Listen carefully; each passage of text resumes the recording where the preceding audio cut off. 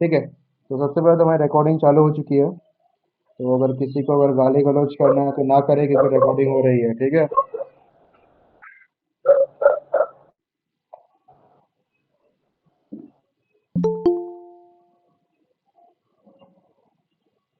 ठीक है, तो सबसे पहले तो आज का हमारा क्लास होने वाला है, काफ़ी ज़्यादा बेसिक इंट्रोडक्टरी क्लास होगा हमारा की कैड के ऊपर आज का। ठीक है, तो सबसे पहले तो आपको पूछना चाहता हूँ कि भाई बेसिकली की कैड है क्या, या फिर मैं जवाब दे दूँ कि की कैड है क्या। ठीक है, सबसे पहले तो की कैड के बारे में आपको बता पीसी देता हूँ। PCB designing software. Okay, nutshell में वही है कंप्लीटैरिटी में। ठीक है, तो अभी मैं आपको ग्लोरीफाइड वे में बताने की कोशिश करूंगा कि भाई कीकैड है क्या। ठीक है, सर जी ने तो बता दिया कि भाई कीकैड जो है पीसीबी डिजाइनिंग सॉफ्टवेयर है। ठीक है, पर अब मैं ग्लोरीफाइड मैनर मैनर में बताऊंगा कि कीकैड होता क्या है। जैसे हमारे इंडस्ट्री में हम बोलते हैं कि माई पैकेज इज 3.5 LPA, या फिर ऐसा बताने की कोशिश करते हैं कि इतने लाख रुपए मेरा पेमेंट है ग्लोरीफाइड मैनर में, जिसका मतलब 3 LPA का मतलब होता है अराउंड 25,000 रुपये भाई बंदे को मिलते हैं महीने के। ठीक है, उसमें भी कट कट कुट के काफी कम आता है, हाथ में 19,000 बंदे के हाथ में आते हैं, तो वो हमारा हो गया 3.5 LPA का मतलब। तो अब बताता हूँ मैं की कैट को ग्लोरीफाइड मैनर में बताने के लिए, हमारा की कैट है क्या, या फिर मुझे ग्लोरीफाइड मैनर में बताने के लिए अब सीधा बताता हूँ कि भाई की कैट जरूरी क्यों है। ठीक है, सबसे पहले तो मैं अपनी स्क्रीन में शेयर कर रहा हूँ। ठीक है, 1 मिनट रुको, एंटायर स्क्रीन में शेयर कर रहा हूँ, शेयर। ठीक है, सबसे पहले तो भाई हम जब पीसीबी डिजाइन करते हैं, जब भी हम अपने पीसीबी डिजाइन करते हैं, जरूरी नहीं है कि हम अपनी पीसीबी को कीकैड में ही बनाएं। आप चाहो तो माइक्रोसॉफ्ट का पेंट में भी आप आपकी पीसीबी डिजाइन कर सकते हो। मेरे पास में पेंट है क्या, जरा देखो तो। हमारे उसमें पेंट आ रहा है क्या, देखिए, तो ये हमारा बेसिक पेंट वाला सॉफ्टवेयर आ गया। ठीक है, 1 मिनट रुकिए। जैसे आज अभी हम अपना पेंट खोल के बैठे हुए हैं, तो आप इस पेंट पे भी आपका जो पीसीबी है उसको डिजाइन कर सकते हैं, आप चाहे तो। It's your choice. पर इस पे आपको पीसीबी को डिजाइन करने में आपकी हालत खराब होने वाली है। ठीक है, जैसे कि काफी सारे लोग इसके ऊपर हो जाके यूज करते हैं कोरल, या फिर कोई दूसरी तरीके से पेंट टाइप के सॉफ्टवेयर यूज करते हैं पीसीबी डिजाइन करने के लिए। काफी सारे पुराने लोग हैं आज भी जो करते हैं। ठीक है, जैसे मोस्टली दिल्ली के लोग मुझे नजर आते हैं जो कि कोरल का यूज करते हैं पीसीबी डिजाइनिंग के लिए। पर वो बेटर नहीं है, वो स्पेशलाइज नहीं है पीसीबी को डिजाइन करने के लिए। तो उसके लिए हम यूज करते हैं स्पेशलाइज्ड टूल का, जिसमें आता है कीकैड, जिसके अंदर आपके पीसीबी को डिजाइन करने के लिए सारी इन्फॉर्मेशन दी हुई है। सारे के सारे टूल्स अवेलेबल है जो कि आपकी ज़िंदगी को आसान बनाने का काम करती है, आपके बेसिक पीसीबी को डिज़ाइन करने के लिए। क्योंकि आप भाई पेंट में बनाने जाओगे, हर एक लाइन को आराम से ड्रॉ करना पड़ेगा, मेजरमेंट्स का हिसाब रखना पड़ेगा, हर उस चीज़ का ध्यान रखना पड़ेगा जिसको आपका ध्यान नहीं रखना चाहते हो। आपको जो काम कोरल में करने में दिन लग जाएंगे, वो काम आप की कैड में कर सकते हो एट अ टाइम। ठीक है, तो पीसीबी डिजाइनिंग ज़्यादा कुछ नहीं है, बस लेआउट बनाने के लिए आपको बेसिक टूल दिया गया है की कैड का। अब इसको ग्लोरीफाई वेड में कैसे बताऊं। ठीक है, सबसे पहले तो हम की कैट में ही डायरेक्ट जाते हैं। ठीक है, तो मेरे पास में की कैट 8 और 9 है ना, की कैट 9 पे जाते हैं। ठीक है, तो हम की कैट 9 को खोलते हैं। ठीक है, मैं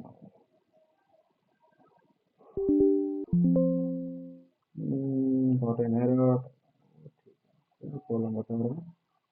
ठीक है, तो यहाँ पर ऑलरेडी मेरा एक वर्किंग प्रोजेक्ट चालू है छोटा सा।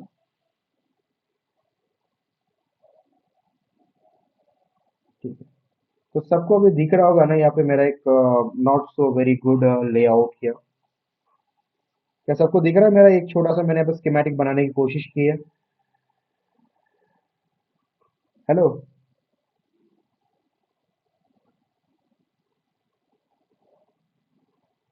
मैं आपकी आवाज़ सुन नहीं पा रहा हूँ। क्या मज़ाक है, कनेक्शन लगा दिया मैंने।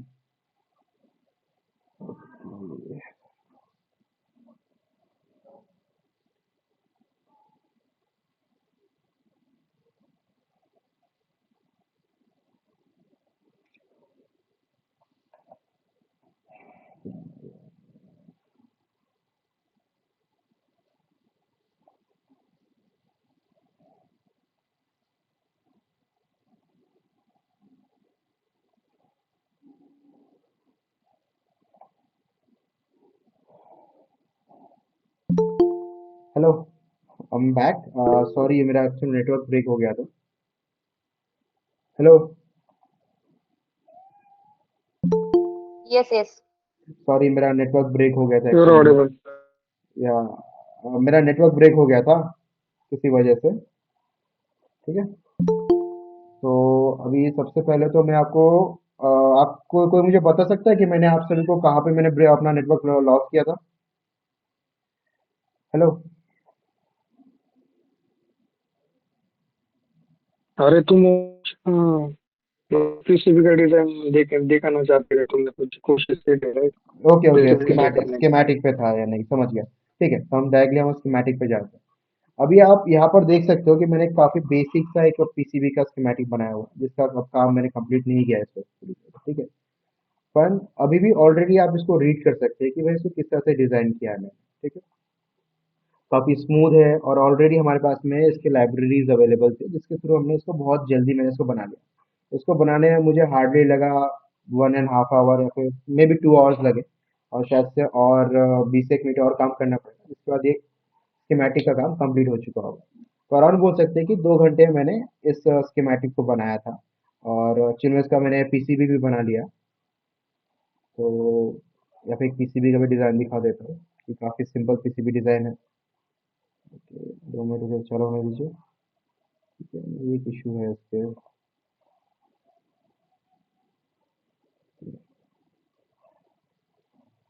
एक मिनट। ये क्या है? कुछ चढ़ चुका है इससे। ठीक है। तो ये मेरा एक पीसीबी डिज़ाइन है जो मैंने कुछ दिन पहले ही बनाया था। ठीक है। ये एक्चुअल में एक कंट्रोल बोर्ड है, मास्टर मास्टर बोर्ड है Not एक। visible, sir, screen. Screen not visible. Okay, एक मिनट रुकिए। Yeah. है, विजिबल है, विजिबल हेयर है। Visible, here visible. विजिबल है ना? ठीक है ठीक है। तो हम्म। विजिबल है। ठीक। देखिए मिस करना है, ठीक है। ओके। सबको दिख रहा है ये पीसीबी डिज़ाइन ही मेरा? छोटा सा 3D लेआउट जो ये बनाया हुआ है, 3D वाला मॉडल है। Yes, yes. Yes. Yes sir, दिख रहा है। देख रहा हूँ। ठीक है। तो ये डिज़ाइन तो मैंने मैंने लगभग मुझे बनाने में लगे थे अराउंड मे बी टोटल लगे होंगे शायद 3 घंटे लगे होंगे मैक्सिमम टोटल। ठीक है। तो और इसका मैंने पीसीबी को भेज भी दिया है मैन्युफैक्चरिंग के लिए ऑलरेडी। तो वो अगले शायद से ऑलरेडी मैन्युफैक्चर हो गया होगा और ऑन द वे होगा मेरे पास आने के लिए। ठीक है। तो ये सारा डिज़ाइन बनने में मुझे लगे थे टोटल 3 घंटे। और आप इसमें देख सकते हो कि इसमें कई सारे विजुअल इंस्पेक्शन के टूल्स और दर्जनों टूल्स दिए हुए हैं जो कि आपकी ज़िंदगी को काफ़ी आसान बना देते हैं। और पीसीबी बनने से पहले ही आपको पता चल जाता है कि आपका पीसीबी एक्चुअल में दिखेगा कैसे, आपका सिस्टम नज़र कैसा है। आप बहुत सारे वेरिफिकेशन कर सकते हैं इसके अंदर। और दुनिया भर के टूल्स दिए हुए हैं जिसके आप यूज़ करके आपका पीसीबी काफ़ी सुंदर, काफ़ी बेहतर दिखने वाला बना पाओगे समय के साथ। ठीक है। अभी सबसे पहले अभी जैसे कि अब आपको लेआउट में आपको लेके जाता हूँ फिर से अपने। ठीक है। इसमें और भी कई सारे हमें टूल्स दिए हुए जैसे कि आप एक्सपोर्ट कर सकते हैं आपके ये जो हमने ड्राइंग बनाई हुई है या फिर आप स्कीमेटिक जो बनाया हुआ है डायरेक्टली एक्सपोर्ट कर सकते हैं as a PDF, as a different kind of files जो भी आपके पास में जो है। जैसे कि हमारे पास यहाँ पे 2 डज़न फाइल फॉर्मेट्स दिए हुए हैं, जैसे पीडीएफ है, एसपीजे है, बाद में एक्स डीएक्सएफ है और एचपीजी है जिसका मैंने कभी यूज़ नहीं किया है। तो इन सभी फॉर्मेट्स में आप चाहो तो आपकी इस लेआउट को आप एक्सपोर्ट भी कर सकते हो ताकि किसी को शो करना है तो। ठीक है। सेम टाइप के लेआउट्स आपके दूसरे टूल सेक्शन में भी दिए हुए हैं। फॉर सम रीज़न ये प्रॉपर लोड नहीं हो पा रहा है, पता नहीं रीज़न क्या है। एक बार फिर से करने की कोशिश करता हूँ। एक मिनट रुकिए।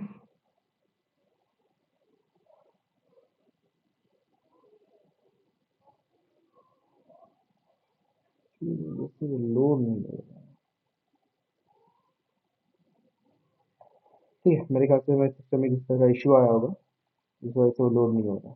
ठीक है। ओके। तो अभी मोटा मोटी इतना बताता हूँ कि भाई KiCad जो है ये एक ओपन सोर्स सॉफ्टवेयर है जो कि फ्री ऑफ कॉस्ट होता है। इसके अलावा भी बहुत सारे कमर्शियल अल्टरनेटिव्स अवेलेबल है जैसे कि फ्यूजन 360 है जो कि हमारा पुराना जो ईगल था वो है। उसके बाद में एक हाईली एक्सपेंसिव सॉफ्टवेयर है एलटीएम करके, जो कि टॉप ऑफ द लाइन होता है हमारे इंडस्ट्रियल यूज केसेस के लिए, पर इट्स एक्सपेंसिव एज हेल, क्योंकि आपको 1,20,000 रुपये देना पड़ेगा 1 ईयर सब्सक्रिप्शन के लिए। ठीक है, और KiCad is more than enough अगर आप 4 लेयर का पीसीबी बना रहे हैं, अगर आप पीसीबी डिजाइन कर रहे हैं, आपके पैकेजेस जो कि QFN पैकेजेस है, उसके बाद में बहुत ज़्यादा कोई हाई कम्युनिकेशन, मतलब हाई स्पीड कम्युनिकेशन नहीं है, जैसे कि आपके पास में PCI कम्युनिकेशन नहीं हो रहा है, या फिर हाई स्पीड आपका रैम कम्युनिकेशन नहीं है, तो आपका कोई भी पीसीबी डिज़ाइन जो कि बहुत ही सिंपल है, कमर्शियल यूज़ है, वो आप KiCad में इजीली डिज़ाइन कर सकते हैं और वो आराम से आप यूज़ भी कर पाओगे। ठीक है, most of the design, even 2 layer के आप जो भी कोई डिज़ाइन बना रहे हो, अगर वो 2 लेयर है, तो आप KiCad ले जाइए, क्योंकि वो मोर देन इनफ है आपके लिए। It's powerful enough to make any kind of simple products, क्योंकि मैंने KiCad की हेल्प से बहुत अपने ज़्यादातर मैंने इंडस्ट्रियल प्रोडक्ट्स भी बने हुए हैं, इवन मिलिट्री का जो काम था वो भी मैंने फर्स्ट डिज़ाइन KiCad पे ही कर दिया था, जो कि मोर देन इनफ था। और काफ़ी सारे डिज़ाइन दूसरे लोग भी करते हैं, जो कि अपने दूसरे सॉफ्टवेयर का यूज़ करते हैं। मैंने अब तक सिर्फ एक ही बंदे को देखा जो LTM यूज़ करता था, वो भी क्रैक वेरिएंट, जो कि अपन काफ़ी अच्छा उसमें बना देता था। ओके, तो अभी तो हमारा शायद से ज़्यादा काम हुआ, बता नहीं पाया आपको प्रॉपरली, जो कि आपको टाइम के साथ समझ में आएगा कि KiCad एक्चुअल में क्यों बेटर है।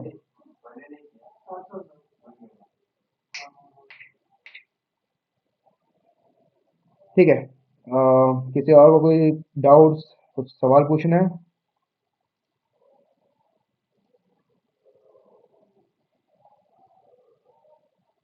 हेलो।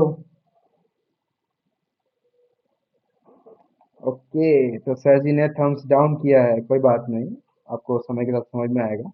मैंने किसी भी तरह का इस वक्त आपके लिए कोई क्या कह सकते हैं कि ये रेडी नहीं किया है। I meant to say I don't have any doubt. Okay, मुझे थम्स डाउन नजर आया था एक्चुअल में, ऐसे इमोजी छोटा था। ठीक है, आपके पास डाउट्स नहीं है? I have a doubt. Okay, please please पूछिए, क्या डाउट्स है please. So can you know about like how will be the schedule or how will be the flow of this course for like is for 5 days? So how we are learning because I know basics and I want to know like how will be the course Hello, hello, curriculum. hello, hello. I won't able to actually properly hear you. There is just too much amount of like echo or noise there. Sir, I want to know. Sir, I want to know how will be the curriculum of this 5 days. Okay, so what will be our curriculum, right? Okay. Uh, is everybody actually saw my actually course brochure, right? Let me just show you that brochure again. Just let me do one small thing first. So just a minute. I actually put my brochure somewhere here. Just give me a minute. Okay, this is my brochure. Okay. Uh, Actually, I did not actually put like a step-by-step our timing plan or our course planning here, but I actually put few points here that what we are actually going to follow our course for. Okay, the first 2 points are circuit layout and basic concepts. Okay, as you already saw one of our circuit layout here. This is our circuit layout here.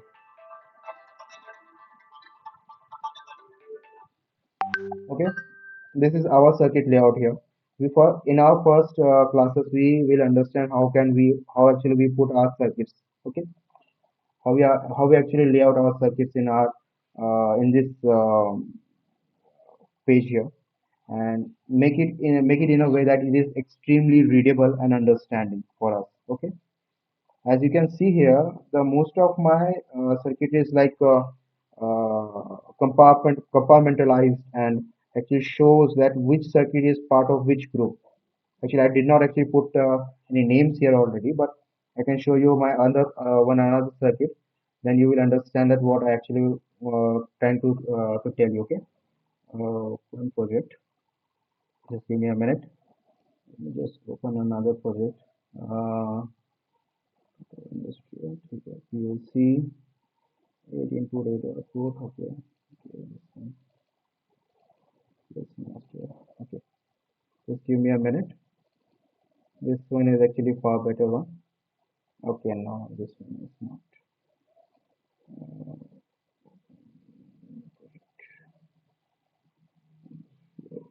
Just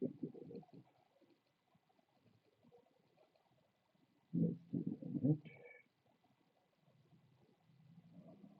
Yes, this one is which actually this one is actually finished. I should finish the layout of entire PC entire project here. As you can see that I actually compartmentalize all of my circuitries and everything.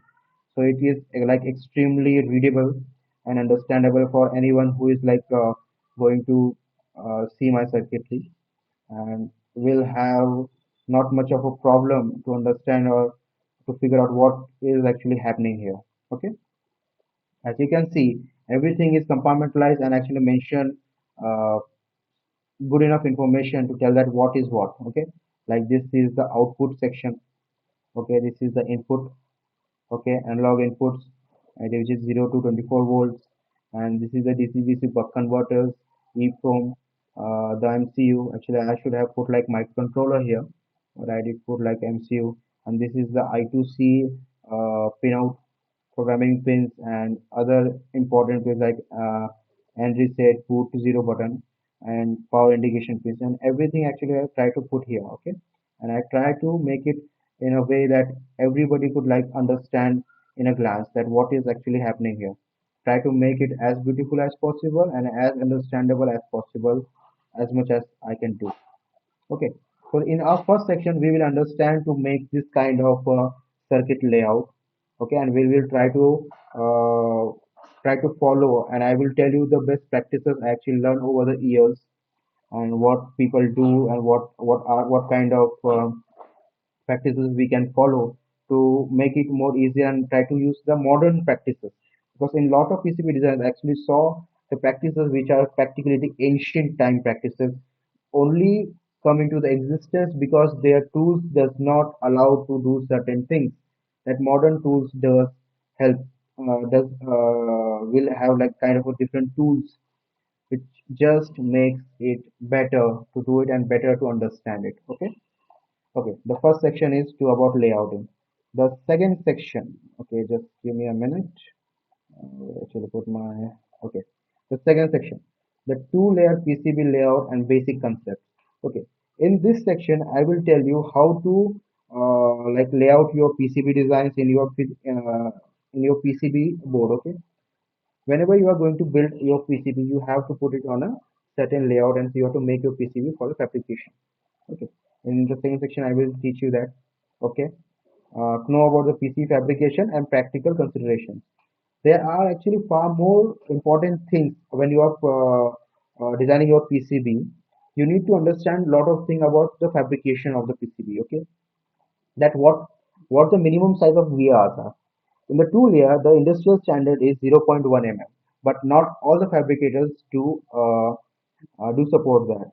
In the most of the in most of our India, they actually support zero point 0.4 mm PCB drill sizes, okay, or VR sizes, and in like more advanced and more reputed one, they support 0.15 mm. But the world's industrial standard is zero point 0.1 mm. But most of the fabricators does not allow it or does not support that kind of size. Okay, and there are the sizes for your track width, distance between your tracks, minimum pitch size, what is the thickness of your PCB can be. You just can't go like you can't build like 2 mm or half mm size PCBs. Actually, world standard does allow it, but you can't because your fabricators does not support it. Okay, so those kind of things we will understand it. Then good practices. Okay. Then brief on EMC. Network issue, network issue. Hello, hello. What? Okay, okay, okay. And then there will be like brief on EMC, EMI consideration.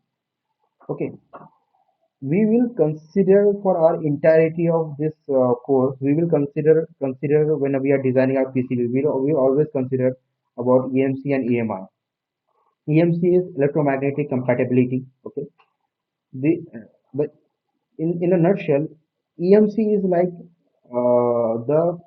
the strength of your design to withstand external interferences. Okay, EMC in a nutshell is the capacity or strength of your design or making your design rugged enough so it can withstand external electromagnetic interferences. Okay, and EMI full form is electromagnetic emission. Okay, it is in a nutshell, EMI is that how much noise and how much electromagnetic emission or how much electromagnetic pollution your device is making. We have to minimize the EMI and increase the EMC of your device. Okay, you have to increase the strength of your device to withstand external hazards, mostly electrical hazards, electromagnetic hazards, the noise coming from the power supply itself, the noise coming from environment, magnetic, electromagnetic, every kind of interferences. And EMI, which is the noise and which is the pollution your device is making, we have to minimize that. We will understand it. We will try to implement it in our designs. Okay, to make it far better. Okay, while trying to make it like as cheap as possible and as easy as possible to do it. Okay, and last, one project based on microcontroller, preferably STM32. Okay, we will take in most of our embedded and most of our electronic, always in the center we see some kind of microcontroller. Probably 90% of the electronic devices, we do see some kind of microcontroller. We do see, we do always, actually, we always see a microcontroller in every electronic device. So we are going to use a microcontroller as a center of our project. Okay, it will be a STM32. Okay, and this entirety of our project or this entirety of our workshop, we will consider multiple good practices. We will try to do it as industrial as possible, uh, what should I say, uh, as as for the application, not as like a college project, but as an industrial project. We will try to make it as an industrial project. Okay, okay. Is there any doubt?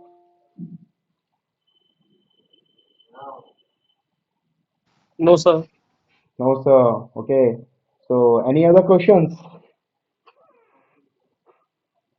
Because I am actually going to take you to the like how to download the KiCad and what and probably today I will like try to take one class too. Okay. Okay. Any questions? Any doubts? There is ask because I do love some questions. Okay. And I do like some interactions too. Okay. I'm pretty sure nobody has any kind of questions. Okay, let's go to the KiCad website and I will teach you how to download it, just like your computer teacher taught you how to start a computer. Okay, should I do that? Okay, I will do that. Yes, sir. Yes. Yes, sir. Okay, first, open any browser you have and open the Google Baba. Okay Google बाबा को चालू कीजिए उस पर type कीजिए KICAD. Okay spelling याद रखिएगा और वहाँ पे बहुत सारे ऑप्शन आएंगे. ठीक है, सबसे पहला ऑप्शन मुझे डाउनलोड का है, आपको शायद से कुछ और है, उस पर क्लिक कीजिए. वैसे डाउनलोड की स्पेलिंग DOWNLOAD होता है. यहाँ से मैं पढ़ के बोल रहा हूँ वरना मुझे ये लिखना नहीं आता है. ओके, मुझे स्पेलिंग करना नहीं आता. ओके, अंदर घुसने के बाद में हमारे पास में डाउनलोड ऑप्शन में जाते ही कई सारे हमें ऑप्शंस दिखाए जा रहे हैं कि भाई आप क्या यूज करना चाहोगे, किस ऑपरेटिंग सिस्टम के लिए आप क्या डाउनलोड करना चाहोगे. तो हमारे पास में मल्टीपल ऑप्शंस है, एक्चुअली में चार ही है. एक हमें विंडोज मिल रहा है. ओके, एक मिल रहा है एप्पल जो कि अमीरों का सिस्टम है. एक मिल रहा है लिनक्स जो कि भाई प्रो लेवल लोगों का सिस्टम है. और एक है डॉकर्स जो कि पागलों का सिस्टम है. ठीक है, तो सबसे पहले तो मैं विंडोज यूज करूँगा क्योंकि मैं कॉमन हूँ. ठीक है, कॉमन इंसान जिसको ज़्यादा कुछ आता नहीं, टेक्निकली उतना कुछ इंक्लाइंड होता नहीं है, तो विंडोज यूज करेगा. तो मैं विंडोज में जाऊँगा. यहाँ पर आपको मल्टीपल ऑप्शंस मिलेंगे, जैसे कि अभी ये 64 बिट का सिस्टम है, शायद 32 बिट के लिए भी दिया हुआ इन्होंने, आर्म के लिए भी मिलेगा. ठीक है, तो सबसे पहले आप 64 बिट में है, आप किसी भी एक ऑप्शन का यूज़ कीजिए, उसे डाउनलोड कीजिए। मैं प्रेफर करता हूँ। हाँ, हेलो, ठीक है। इनमें से किसी भी एक डाउनलोड ऑप्शन पे क्लिक कीजिए और वो डाउनलोड हो जाएगा। आप गेटअप से कीजिए, कि गेटअप पर काफ़ी फास्ट डाउनलोड होता है इंडिया में। ओके, और दूसरे ऑप्शन भी आपको मिलेगा, ठीक है। और इस वक्त हमारा चल रहा है कीकैट 9.02, ठीक है। और शायद से मेरे पास भी 9.02 ही चल रहा है। ओके, कीकैट 9.2 चल रहा है, 9.0 चल रहा है, ठीक है। ओके, तो ऐसे करके आपको कीकैट डाउनलोड करना है। एक सिंगल फाइल मिलेगी, डाउनलोड कीजिए, इंस्टॉल कीजिए। मेरे ख्याल से उतना तो आपको आता होगा। ओके, ठीक है। तो डाउनलोड का मुझे नहीं लगता है किसी को डाउट होगा। डाउट है तो पूछना चाहो तो पूछ सकते हो, पर लोग आपके डाउट करेंगे फिर। ओके, ठीक है। तो सबसे पहले तो कीकैट को समझने के लिए क्या किया जाए, ताकि हमें कीकैट समझ में आए कि कैसे यूज करना है। ओके, तो एक काम करते हैं हम ना, प्रोजेक्ट से ही शुरू करते हैं भाई, कीकैट को कैसे बनाना है। ठीक है, तो इसको पहले मैं बंद करता हूँ। This file was created by an older version, ठीक है। इसको बंद किया, एक नया प्रोजेक्ट चालू करते हैं। न्यू प्रोजेक्ट ऑन कीकैट के इंडस्ट्रियल प्रोजेक्ट माय टीचिंग करके मैंने शायद से एक रखा था, ट्रेनिंग स्टूडेंट।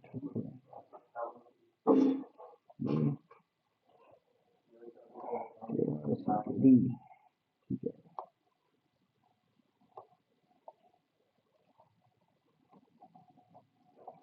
मार्च 25 जून 2025।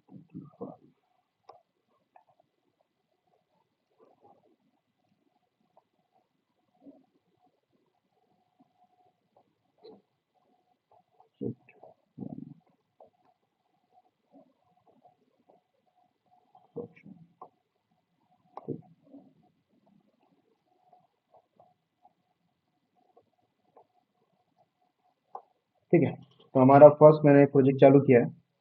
वैसे किसी को समझ में आया ना मैंने प्रोजेक्ट किस तरह से बनाया कीकैड में? हेलो, हाँ सर, समझा। समझा है? रुको मैं Yes. बता देता हूँ, मैं एक बार फिर से बता देता हूँ कैसे चालू करते हैं। तो ये क्लासेस, लेकिन एक चीज़ समझ में आया कि भाई हर किसी को ऐसे समझाओ कि वही उसको कुछ समझता नहीं है, इस तरह से सोच के समझाओ हमेशा।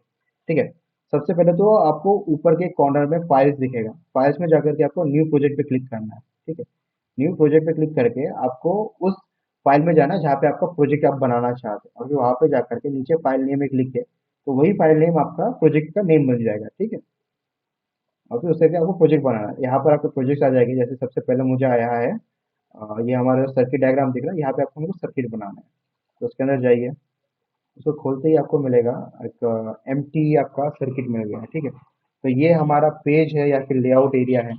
इसको हम क्या कहते हैं, जरा मुझे देखने दो। ठीक है, हाँ, इसको पेज ही कहा जाता है। ठीक है, तो यहाँ पर अब ये आपका पेज को कंट्रोल करने का आपको सेटिंग्स है।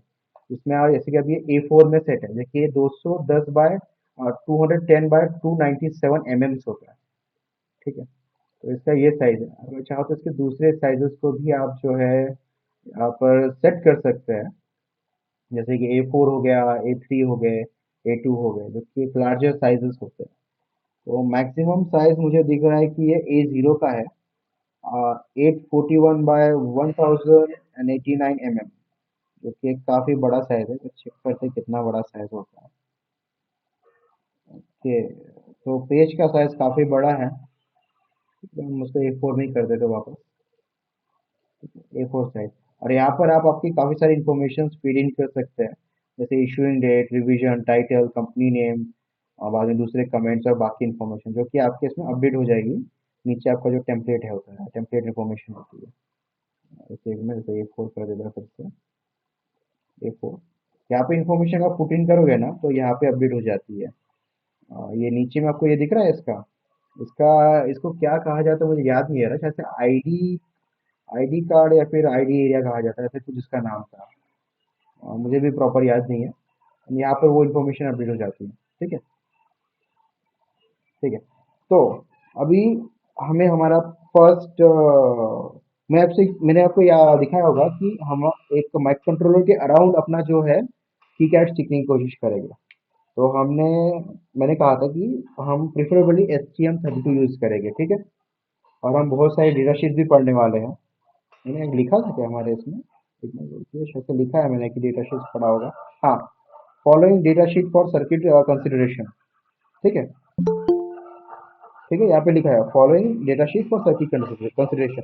तो जो भी हम माइक्रो कंट्रोलर या फिर जो भी आईसी यूज करेंगे, हम उनकी सर्किट डायग्राम को पता करने के लिए डेटा शीट्स पढ़ने की कोशिश करेंगे, ठीक है। डेटा शीट्स में गाइडलाइन दी होती है कि हमें किस चीज़ को कैसे करना है, ठीक है। अब मैं अपने जो ऑडियंसेस है, अपने जो स्टूडेंट्स है, इनसे मैं पूछना चाहता हूँ या इनसे मैं सजेशन लेना चाहता हूँ कि या रिकमेंडेशन या फिर कुछ भी बताइए, बोलिए कि हम कौन सा माइक्रो कंट्रोलर यूज़ करें। और मैं चाहता हूँ कि आप STM32 में ही कुछ ना कुछ सिलेक्ट कीजिए, क्योंकि मेरा काफ़ी सारा एक्सपीरियंस STM32 के साथ ही रहा है। और बहुत सारे लोगों को STM32 के बारे में पता है, दूसरे माइक्रो कंट्रोलर्स भी है, STM32 मोस्टली सबको पता होता है। अब मुझे भी STM32 आता है, इसीलिए प्लीज़ सजेशन दीजिए कोई एक STM32 का number please. Through out the course हम उसी माइक्रो कंट्रोलर के अक्रॉस में हम उसी माइक्रो कंट्रोलर को यूज़ करके हम सर्किटरी डिज़ाइन करेंगे अपना, प्लीज़। वेटिंग।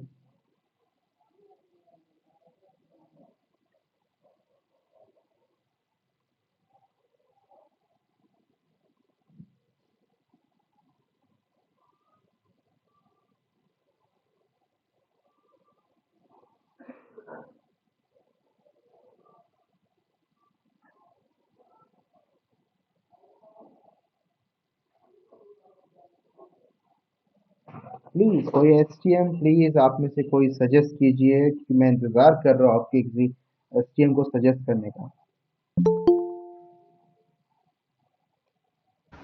सर ये STM STM32 में न्यूक्लियो मॉडल शायद काफी कॉमन है, तो उसी से अगर स्टार्ट करके ज्यादा बेटर रहेगा। न्यूक्लियो का नहीं यूज़ करना है, वो बोर्ड होता है, हमें माइक्रो कंट्रोलर चाहिए, डेवलपमेंट बोर्ड नहीं चाहिए। मैं माइक्रो कंट्रोलर बोल रहा हूँ। और आप कोशिश कीजिए कि आप इंटायरिटी में कोई एक प्रॉपर नंबर दीजिए। अभी एक जने F0 बोला था, पर मैं चाहता हूँ कि आप प्रॉपर एक माइक्रो कंट्रोलर का नंबर दीजिए। मैं यहाँ पे कोई सिलेक्शन नहीं कर रहा हूँ, ठीक है। और ये आई सीरीज के भी होते हैं क्या यार? एच की बात करो शायद से। L L series low power वाले, एक मिनट रुकिए देखने दीजिए। STM32L, okay. ओमकार ने बताया है F401CCU6, ठीक है। L152RB। तो अब मुझे इनमें से सिलेक्ट करना है कि कौन सा यूज़ करना है। TMS32, अरे भाई TI के मत करो यार, TI के बहुत लोगों को पता नहीं रहता प्रॉपरली। TI के मत करो भाई, TMS can't we go for TMS। TI का नहीं कर सकता भाई ये, TI के बहुत लोगों को पता नहीं रहता, उनको समझ में भी नहीं आया शायद डेटा शीट पढ़ना। ठीक है, तो हमारे पास में कुछ ऑप्शंस हमारे पास में आ चुके हैं। तो इनमें से मैं कोशिश करूँगा कि कॉम्प्लिकेटेड ऑप्शन को सिलेक्ट करो जिसमें आपको ज़्यादातर चीज़ें समझ में आए। तो F401 जो है काफ़ी कॉमन माइक्रो कंट्रोलर है, और इसमें काफ़ी सारी चीज़ें होती है जो कि आपको माइक्रो कंट्रोलर इंटीग्रेशन में काफ़ी मिलेगा। अब जहाँ पे एल सीरीज़ है, एल सीरीज़ में काफ़ी सारी चीज़ें हमें नहीं करनी पड़ती इसको उठाने के लिए, ज़्यादा कॉम्प्लिकेटेड नहीं है इसको चालू करना। और मैं प्रेफर करूँ कि F401 को करूँ, ठीक है। ये थोड़ा हाई पावर होता है और इसकी सर्किट रिक्वायरमेंट थोड़ी ज़्यादा होती है compare to one L series micro controller, ठीक है। तो हम सिलेक्ट करने वाले हैं F401CCU6, ठीक है। तो भैया ने अभी, ओमकार जी ने सजेस्ट मतलब हमें रिकमेंड किया है STM32 F401CCU6 यूज़ करने का। तो बाकियों को भी वो एक्सेप्टेबल है या फिर कोई और दूसरा सजेशन देना चाहेगा कि कोई नहीं करेगा तो मैं उसको सिलेक्ट कर चुका हूँ, ठीक है। Yes sir. ओके, ठीक है। मैं आपको एक चीज़ बोल देना चाहता हूँ, अगर आप बोलोगे नहीं ना तो फिर हो सकता है माइनॉरिटीज़ की वॉइस सुन ली जाए, ठीक है। तो प्लीज़ बोला कीजिए।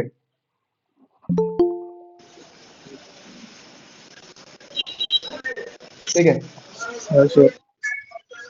डन। तो हमें क्या सिलेक्ट करना है पता चल चुका है। ठीक है, अब सबसे पहले आपको बताता हूँ कि इसको चालू कैसे करते हैं। आपके राइट हैंड कॉर्नर पे एक ऑप एम्प का सिंबल दिखेगा, किसी को दिख रहा है ऑप एम्प का सिंबल मेरे इसमें? राइट हैंड साइड में दिखता है, तो देख पा रहे हैं छोटा सा राइट हैंड साइड में। ठीक है, कोई कैसे देख ना पा रहा हो पर आपके सिस्टम में एक नजर आएगा, राइट हैंड साइड में एक ऑप एम्प का सिंबल दिखता है, उस पर क्लिक करते ही आपका कंपोनेंट लाइब्रेरी खुल जाता है। ठीक है, ये एक सिंबल लाइब्रेरी खुल चुका है मेरा। इसमें हम डायरेक्टली टाइप करेंगे STM32F401CC। थोड़ा लोड होने दो इसे, डूबी कर रुको एक मिनट, इसी वजह से बहुत ओवर ही हो रहा है सिस्टम।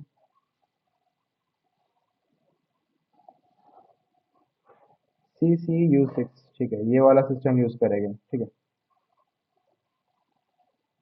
तो हमने ये वाला माइक्रो कंट्रोलर जो है सिलेक्ट कर लिया।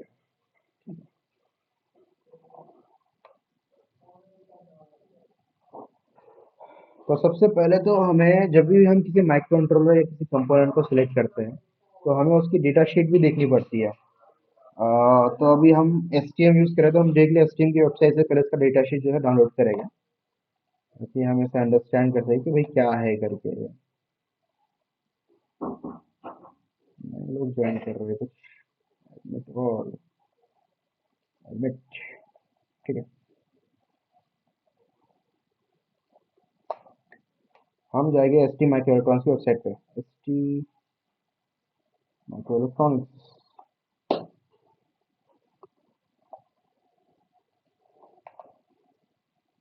चलो कि ST माइक्रो इलेक्ट्रॉनिक्स। ठीक है, एक मिनट बस लोड होने दो थोड़ा सा।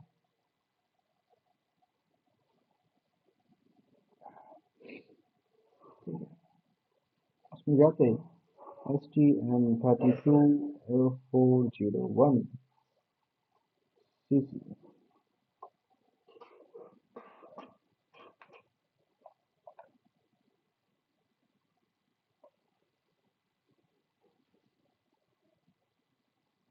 ठीक है, तो हमें STM के जो स्पेसिफिक जो प्रोडक्ट है, उसका जो स्पेशल पार्ट है, उसकी वेबसाइट के पेज पे आ चुके हैं, जहाँ पे जाके हम डायरेक्टली डाउनलोड करना है इसका डेटा शीट, क्योंकि ऊपर ही दिया है, डाउनलोड किया।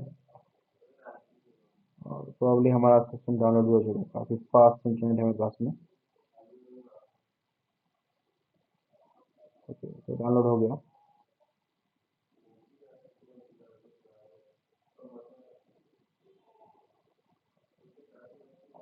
ठीक है, डायरेक्टली हमारे जो डेटा शीट है वो खोल के देखेंगे पहले, जिसमें हमें काफ़ी सारी इन्फॉर्मेशन मिलेगी उसके बारे में।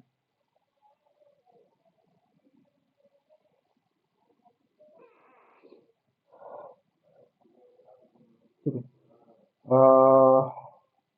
ठीक है, तो हमें हमारा जो पार्ट है उसका डेटा शीट मिल चुका है, इसमें हमें काफ़ी सारी इन्फॉर्मेशन मिल रही है इसके बारे में। तो एज अ पीसीबी डिज़ाइनर, जैसे पीसीबी डिज़ाइनर तो हमारे लिए क्या क्या इन्फॉर्मेशन रेलेवेंट है। एज अ एम्बेडेड इंजीनियर तो आपको ये पूरा पढ़ना पड़ेगा, क्योंकि मैं बाद में पढ़ना चाहूँगा। आपको एज अ पीसीबी डिज़ाइनर ही मैं आज आपको समझाने वाला हूँ। ठीक है, तो हम जो पीसीबी डिज़ाइन के साथ जो जो रेलेवेंट है उसे देखेंगे। सबसे ज़्यादा इंपॉर्टेंट चीज़ होती है हमारे लिए, होता है वो हमारा फुटप्रिंट। ये हमारा फुटप्रिंट क्या है या फिर हमारे कंपोनेंट का पैकेज क्या है। हमने जो स्पेसिफिक पैकेज चूज़ किया है वो है हमारा क्या बोलते हैं, QFP पैकेज हमने सिलेक्ट किया हुआ है। ठीक है, जो हमने ये का पार्ट लिया है स्पेसिफिक Q6 करके है, इसका जो पैकेज है वो है QFP पैकेज, जो कि हमारे कीकैड ने ऑलरेडी हमें बता दिया है कि कैसा है, जो कि मैं खोल के दिखाता हूँ। रुको रुको, नहीं नहीं नहीं, ये पार्ट हमारा है QFN पैकेज। ठीक है, ओके, ये QFN पैकेज है। मैं अगर सही बोलूँ ना तो मैं ये पार्ट एक्चुअली में चेंज करने वाला हूँ। हम QFN पैकेज में नहीं करने वाले इस वक्त, क्योंकि बाद में अगर हमने अगर इसका प्रोडक्शन करने की कोशिश किया इस डिवाइस का, तो QFN पैकेज में इश्यूज आते हैं कि भाई काफ़ी लोगों के पास में हैंड सोल्डरिंग नहीं हो सकती इसकी। हम पार्ट को चेंज करने वाले हैं, हम F401 ही यूज़ करेंगे, पर QFP पैकेज के साथ यूज़ करेंगे। ठीक है, सॉरी, वैसे पार्ट का प्रॉपर मैंने नंबर नहीं लिया, पर ठीक है। हमारी भी कुछ सारे कंस्टेंट्स है, तो हम QFP पैकेज यूज करने वाले हैं, ठीक है। QFP पैकेज वाले ही लेंगे। F401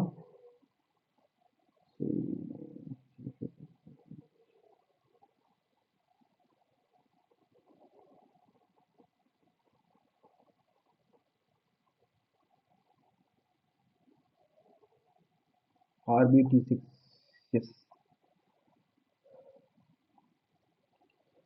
हम एक्चुअली अभी STM32 F401 RBT6 यूज करेंगे, जिसका QFN पैकेज है, QFN 64 है एक्चुअल में। काफ़ी लार्ज इनफ पैकेज है, काफ़ी बेटर है, पावरफुल है, लाइक गुड है। ओके, तो हम इस पैकेज का यूज़ करेंगे इसके लिए, RBT6। ओके, हमें हमारा जो सिंबल है वो मिल चुका है, और हमारा जो पैकेज है वो भी हमें पता है, अभी QFP पैकेज है। वैसे हाँ, मैं पूछना चाहता हूँ किस किस को QFN पैकेज, QFP पैकेज, बाद में BGA पैकेज, बाद में वेफर लेवल पैकेज, इसके बारे में पता है? कोई प्लीज़ बता सकता है? ये सही में क्वेश्चन पूछ रहा हूँ मैं चाहता हूँ कि जिसको पता है वो प्लीज़ आंसर करे। ओके, प्लीज़ कोई बताइए कि ये पैकेजेस क्या होते हैं। एज अ PCB डिज़ाइनर आपको पता होना चाहिए कि भाई PCB है क्या करके ये पैकेजेस। और रीज़न भी है कि मैं QFN पैकेज का भी यूज़ नहीं कर रहा हूँ ऑलरेडी। एक्चुअली मैं QFN पैकेज के डिज़ाइन बनाता हूँ, पर QFN पैकेज को नहीं कर रहा हूँ क्योंकि हैंड सोल्डरेबल नहीं है QFN पैकेज, बस इसीलिए मैंने उसे सिलेक्ट नहीं किया। कोई बता सकता है कि भाई ये पैकेजेस क्या होते हैं प्लीज़?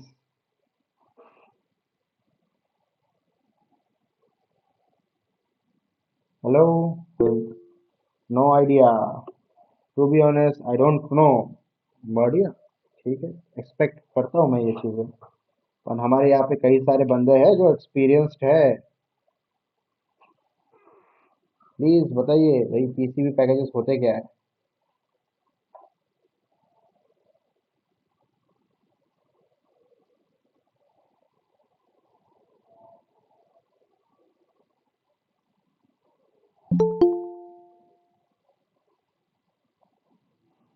ठीक है, जिसको भी PCB पैकेजेस के बारे में नहीं पता है उसको मैं थोड़ा बता देता हूँ कि PCB पैकेज एक्चुअल में जो हमारे पार्ट्स के पैकेज होते हैं वो होते क्या है। ठीक है, एक मिनट, मुझे एक मिनट कुछ देखने दीजिए।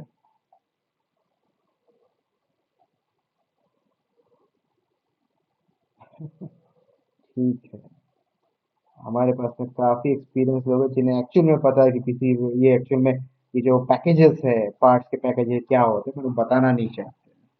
कोई बात मैं 2-3 बता देती हूँ, चलो। बता दीजिए प्लीज़। अच्छा, तो स्क्रीन भी शेयर कर सकती हो प्लीज़। नहीं, अभी मैंने मोबाइल से कनेक्ट किया है, तो मैं जस्ट बता देती हूँ ओके। कौन से रहते हैं। तो आईसी पैकेजेस रहते हैं, अभी आपने पूछा है QFN पैकेज। तो QFN पैकेज रहता है क्या बोलते हैं इसको, quad flat no lead package, जिसके अंदर मतलब वो ये हैंड सोल्डरेबल नहीं रहता है, क्योंकि उसका जो पीछे का साइड रहता है उसके बीच में सोल्डर लगाना पड़ता है। ओके, और उसको लीड नहीं रहते सोल्डरिंग के लिए, वो प्रॉपर PCB के साइड से ही सोल्डर हो सकता है, लाइक हैंड सोल्डर नहीं हो सकता, वो हमें प्रेस से ही सोल्डर करना पड़ता है। तो ये QFN पैकेज रहता है। उससे अलग अलग भी पैकेजेस रहते हैं, लाइक DIP पैकेज रहता है, ड्यूल इन पैकेज। ये प्रॉपर थ्रू होल पैकेज रहता है, दो साइड में आपने अगर देखा होगा नॉर्मली ये दो थ्रू होल वाला, दो साइड में ही इसका लीड रहता है थ्रू होल में। उसके बाद रहता है अपना कि SOP में क्या रहता है, एक जैसा थ्रू होल रहता है, सिर्फ SMD में आता है ये, और थोड़ा सा बड़ा DIP से थोड़ा सा छोटा रहता है। उसके बाद और है QFP package, quad flat package. ये क्वाड फ्लैट पैकेज है, हैंड सोल्डरेबल भी है, और ये क्या रहता है, क्वाड्रेबल है। तो ये चारों साइड से आपको उसका पिन मिल जाएगा। तो ये है क्वाड फ्लैट पैकेजेस। ऐसे और भी है, लाइक BG है, बॉल ग्रिड अरे। जो इसके जो बॉल ग्रिड अरे है, तो इसके जो पिंस रहते हैं वो बॉल टाइप में रहते हैं और इंटरनल रहते हैं, ये भी हैंड सोल्डरेबल नहीं है। तो ऐसे अलग अलग पैकेजेस रहते हैं। यस, तो मैडम जी ने बता दिया है, अगर उन्होंने स्क्रीन भी शेयर करके हमें बताया होता तो अच्छा होता था, मेरी मेहनत कम हो जाती थी। नहीं नहीं, अभी मोबाइल से कनेक्ट किया इसलिए अवेलेबल नहीं है मेरे पास। कोई बात नहीं, पर आपने नेक्स्ट टाइम एटलीस्ट, ट्राई करूंगी। यस, हमारे पास में इतने एक्सपीरियंस लोग, अगर आप लोग थोड़ा सा मेरा मेहनत लोगे ना, तो मुझे थोड़ा सा 5 मिनट आराम करने को मिल जाता है। ठीक है, तो मुझे ही बताना पड़ेगा थोड़ा बहुत ब्रीफ में कि क्या है। तो अभी हमारे पास में क्यूएफएन पैकेज आया था, जिन्होंने अभी सिलेक्ट किया था पहले, जिसको मैंने क्यूएफपी कर दिया। जैसे कि यहाँ पर आप देख सकते हो, ये है हमारा एक क्यूएफएन पैकेज। ठीक है, 64 का है क्यूएफएन पैकेज। इसका प्रॉब्लम ये है कि इसके लीड्स नीचे की तरफ होते हैं। ये हैंड सोल्डरेबल इजीली नहीं होता है, और इसको सोल्डर करने के लिए आपको स्पेशलाइज्ड टूल्स चाहिए होते हैं, और टॉलरेंसेस काफ़ी छोटे होते हैं। मतलब आप गलती कर सकते हो उसकी शॉर्टिंग में। ठीक है, गलती हो गई, आपको पता भी नहीं चलेगा गलती की है। ओके, तो इस इशू की वजह से मैंने इसको सिलेक्ट नहीं किया, कि हम जो बनाने वाले हैं वो हमारे लिए, हो सकता है कि आप लोग उसको मतलब पीसीबी बुला करके हम उसको क्या कहते हैं, मैन्युफैक्चर भी करने की कोशिश करें। ठीक है, तो उस वजह से मैंने स्टार्टिंग में ही ये पैकेज सिलेक्ट नहीं किया, उसकी जगह मैंने सिलेक्ट किया है क्यूएफपी पैकेज। ठीक है, क्यूएफपी पैकेज मैंने सिलेक्ट किया, जो कि यहाँ पे दिखाने की कोशिश कर रहा हूँ। यहाँ पर एक क्यूएफपी पैकेज आया है। ठीक है, ये ज़्यादा बेटर दिख रहा है। तो ये है क्यूएफपी पैकेज। इसके लीड्स ऐसे अभी आप देख नहीं पा रहे हो, तो मैं दूसरे इसमें दिखाता हूँ आपको इसके लीड्स। इसमें लीड्स दिख रहे हैं इसके। ठीक है, इसमें लीड्स दिख रहे हैं।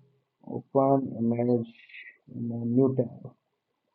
ठीक है, इसमें जैसे आप इसके लीड्स देखते हो, जो कि बाहर की तरफ निकले हुए हैं, इसको हैंड सोल्डर करना काफ़ी इजी रहता है। आपको किसी स्पेशलाइज मशीनरी की ज़रूरत नहीं इसको सोल्डर करने के लिए, एटलीस्ट आपके प्रोटोटाइप स्टेज में। और आप इसे इजीली आप उसको सोल्डरिंग कर सकते हो, सब कुछ कर सकते हो। एक मिनट रुकिए, मैं आपको ना एक व्हाट्सएप पे एक वीडियो शेयर करवा रहा हूँ, तो उससे आपको समझ में आ जाएगा। एक मिनट हो गया। ओए अमोल, ठीक है, मैं एक वीडियो शेयर करवाने वाला था, अपन बंदा नहीं कर पाएगा अभी। ठीक है, मैं आज एक विजिट में गया था, एक पिक एंड प्लेस वाले में जगह पे। मैं स्पेशलाइज मशीन थी 2 करोड़ 3 करोड़ के, क्योंकि हमारा बॉल ग्रिड का हमें प्लेसिंग करना था। ठीक है, क्योंकि ये बहुत मुश्किल रहता है करना, और हमारे पे एक एक्सपीरियंस बंदा मिला था, जो कि बॉल ग्रिड वालों को भी सोल्डर करके दे रहा था। मशीन उसके पास में काफ़ी बेटर थे, हैंड सोल्डरिंग ही था, स्पेशल मशीनरी थी उसके पास में करने के लिए, तो कर दिया। और वहाँ पर हमने उसके एक उनका जो सेटअप था उसका हमने वीडियो भी निकाला था। ओके, तो हमने ये वाला पैकेज यूज़ करने वाला है, जो कि क्यूएफपी है, हैंड सोल्डरेबल है। आप घर पे आके मिनिमम आपके इक्विपमेंट के साथ में कर सकते हैं। एटलीस्ट अगर 5 या 6 हज़ार का आपके पास सोल्डरिंग स्टेशन है, तो आप एक top class, the beautiful, the loving level का आप सोल्डरिंग कर सकते हैं। इसके मामले में QFP is like what should I say? She is like your ex. Okay, she is good, very good, but she is a bitch. Okay, so we are just going with this QFP package. Okay, reason बस एक ही है, easy to solder. Okay, तो packages के बारे में थोड़ा बहुत मैंने आपको बता दिया है, जो कि like it is like not like a good enough tool for packages. And as a PCB designer, you need to know about your packages. Okay, and as an embedded designer, you definitely need to know about your packages. Okay, क्योंकि एक दूसरे को गाली देकर कोई फायदा नहीं है बाद में। ठीक है, Admit all. ठीक है, पैकेजेस के बारे में आप किसको क्या डाउट है? ओके, किसी ने हाथ उठाया, कोई क्वेश्चन है आपके पास में? हाँ सर। बताए ना मैं प्लीज ये प्लीज। मैं ये पूछना चाहता था सर, अभी आपने पैकेज के बारे में बताया, और ये बॉल ग्रिड हो गया, क्यू एफ एन हो गया, क्यू एफ पी हो गया, और कितने तरह के ये सब होते हैं, मतलब इनमें क्या क्या डिफरेंसेस होते हैं? ये जो सवाल पूछ रहे हो ना, मैं शायद से अभी 2 से 10 घंटे का लेक्चर ले सकता हूँ इसके ऊपर। ठीक है, नहीं, फिर भी एक ब्रीफ में थोड़ा सा बता देते तो ब्रीफ में जैसे आपको बताता हूँ, ब्रीफ में मैं आपको बताता हूँ। ठीक है, अल्टीमेटली वहाँ पे सिर्फ 2 टाइप के पैकेजेस होते हैं, एक होता है थ्रू होल और एक होता है सरफेस माउंटेड। ठीक है, प्रेजेंट टाइम में आपको सरफेस माउंटेड पैकेजेस की तरफ ही जाना पड़ेगा, क्योंकि थ्रू होल पैकेजेस की मैन्युफैक्चरिंग बंद हो चुकी है। मतलब एटलीस्ट जो नए डिजाइन है, न्यू डिजाइन में अभी थ्रू होल पैकेजेस नहीं आते, एक भी डिजाइन नहीं है अभी जिसमें आपको थ्रू होल मिलेगा। एटलीस्ट अगर आप डिजिटल इलेक्ट्रॉनिक्स की बात कर रहे हैं, इवन पावर इलेक्ट्रॉनिक्स में भी आपको अभी थ्रू होल कंपोनेंट्स नहीं मिलते हैं। ओके, अभी मैं आपको थ्रू होल में एक दिखाता हूँ। थ्रू होल में अभी काम करते हैं, इसको हम THT पैकेजेस कहते हैं, THT40, या फिर हम क्या कहते हैं, कौन सा माइक कंट्रोलर जो कि हमें थ्रू में मिलेगा, ठीक है, जी एटमेगा 32। तो हमने ये एटमेगा की आईसी को खोला है, ठीक है। एटमेगा आईसी जो है वो थ्रू होल में भी आता है, जिसमें देखते हैं इसमें एसएमडी पैकेज अवेलेबल है, पर ये थ्रू होल में भी आती है, ठीक है। जैसे अभी ये वाला हमने पैकेज का लिया है, जो कि टॉप साइड व्यू है इसका, और ये पैकेज है थ्रू होल पैकेज, जिसको हमारे काफ़ी सारे इलेक्ट्रॉनिक्स के भाइयों ने देखा होगा, शायद से हमारे ऑर्डिनो में देखा होगा, बहुत सारे पुराने इक्विपमेंट में देखा होगा। ये थ्रू होल पैकेजेस है। आज के समय में एक भी नया माइक्रो कंट्रोलर इस पैकेज में नहीं बनता है। ओके, तो जितना यस हो सर। सके, हाँ, तो इस थ्रू होल पैकेज को आप आपके डिजाइन में यूज ही नहीं कर सकते, क्योंकि नए माइक्रो कंट्रोलर बनते ही नहीं है। नए माइक्रो कंट्रोलर 12 रुपए का माइक्रो कंट्रोलर इस 200 रुपए के माइक्रो कंट्रोलर को धोबी की तरह पीट के उसको गायब कर सकता है। समझ पा रहे, इतने पावरफुल हमारा हो चुका है 12 रुपए का माइक्रो कंट्रोलर। पर प्रॉब्लम ये है कि ये सभी एसएमडी में आते हैं, ठीक है। तो अब हम बात करेंगे एसएमडी में। एसएमडी में हैंड सोल्डरिंग करना है, तो ध्यान रखना कि ऐसे पैकेजेस लो जिसके पिन बाहर की तरफ हो पैकेज से, पैकेज के अंदर ना हो, समझिए, पैकेज से बाहर निकले हुए, जैसे कि एसओपी पैकेज हो गया, क्यूएफपी पैकेज हो गया, उसके पिन्स बाहर होते हैं। तो ऐसा समझ लो कि एसएमडी में भी टाइप्स है, एक होता है अंडर साइड और एक होता है outer side. Outer side packages को हैंड सोल्डर किया जा सकता है। Under side pin, under side soldering के जो पॉइंट्स होते हैं ना, उसको सोल्डरिंग करने के लिए आपको स्पेशलाइज इक्विपमेंट चाहिए। एटलीस्ट समझो कि +10,000 +15,000 इक्विपमेंट चाहिए आपको, हैंड शोल्डर भी करना है तो उसमें भी बाद में और बढ़ता जाता है। बॉल ग्रिड अरे जाओगे तो आपको एटलीस्ट 25-30,000 का सेटअप चाहिए बॉल ग्रिड को आपको शोल्डर करने के लिए। तो इस लेवल के आपको इक्विपमेंट्स की जरूरत पड़ती है। और एसएमडी में आउटर वाले जो होते हैं ना, आउटर पिन, वो काफी इजीली शोल्डर हो जाते हैं। आपको मोस्टली 1,000 या 2,000 का भी सेटअप रहा ना, आप बहुत इजीली सेटअप शोल्डर कर सकते हैं आपके आउटर साइड एसएमडी को। जैसे अभी आउटर साइड एसएमडी ये होगा इसका एग्जाम्पल, जिसके पिन बाहर की तरफ निकले हुए हैं, दिख रहा है। और इससे पहले जो क्यूएफएन जिस पैच को देख करके मैंने मना करा था, वो था अंडर साइड, अंदर की तरफ होते हैं। ओके, तो ये मोटा मोटी मैंने आपको बताया कि क्या आपके पास में डिफरेंट टाइप ऑफ पैकेजेस हैं। ओके, इसमें भी शेप साइज बहुत चेंज होता है, बहुत चेंज होता है। Okay, doubts please, any other doubts?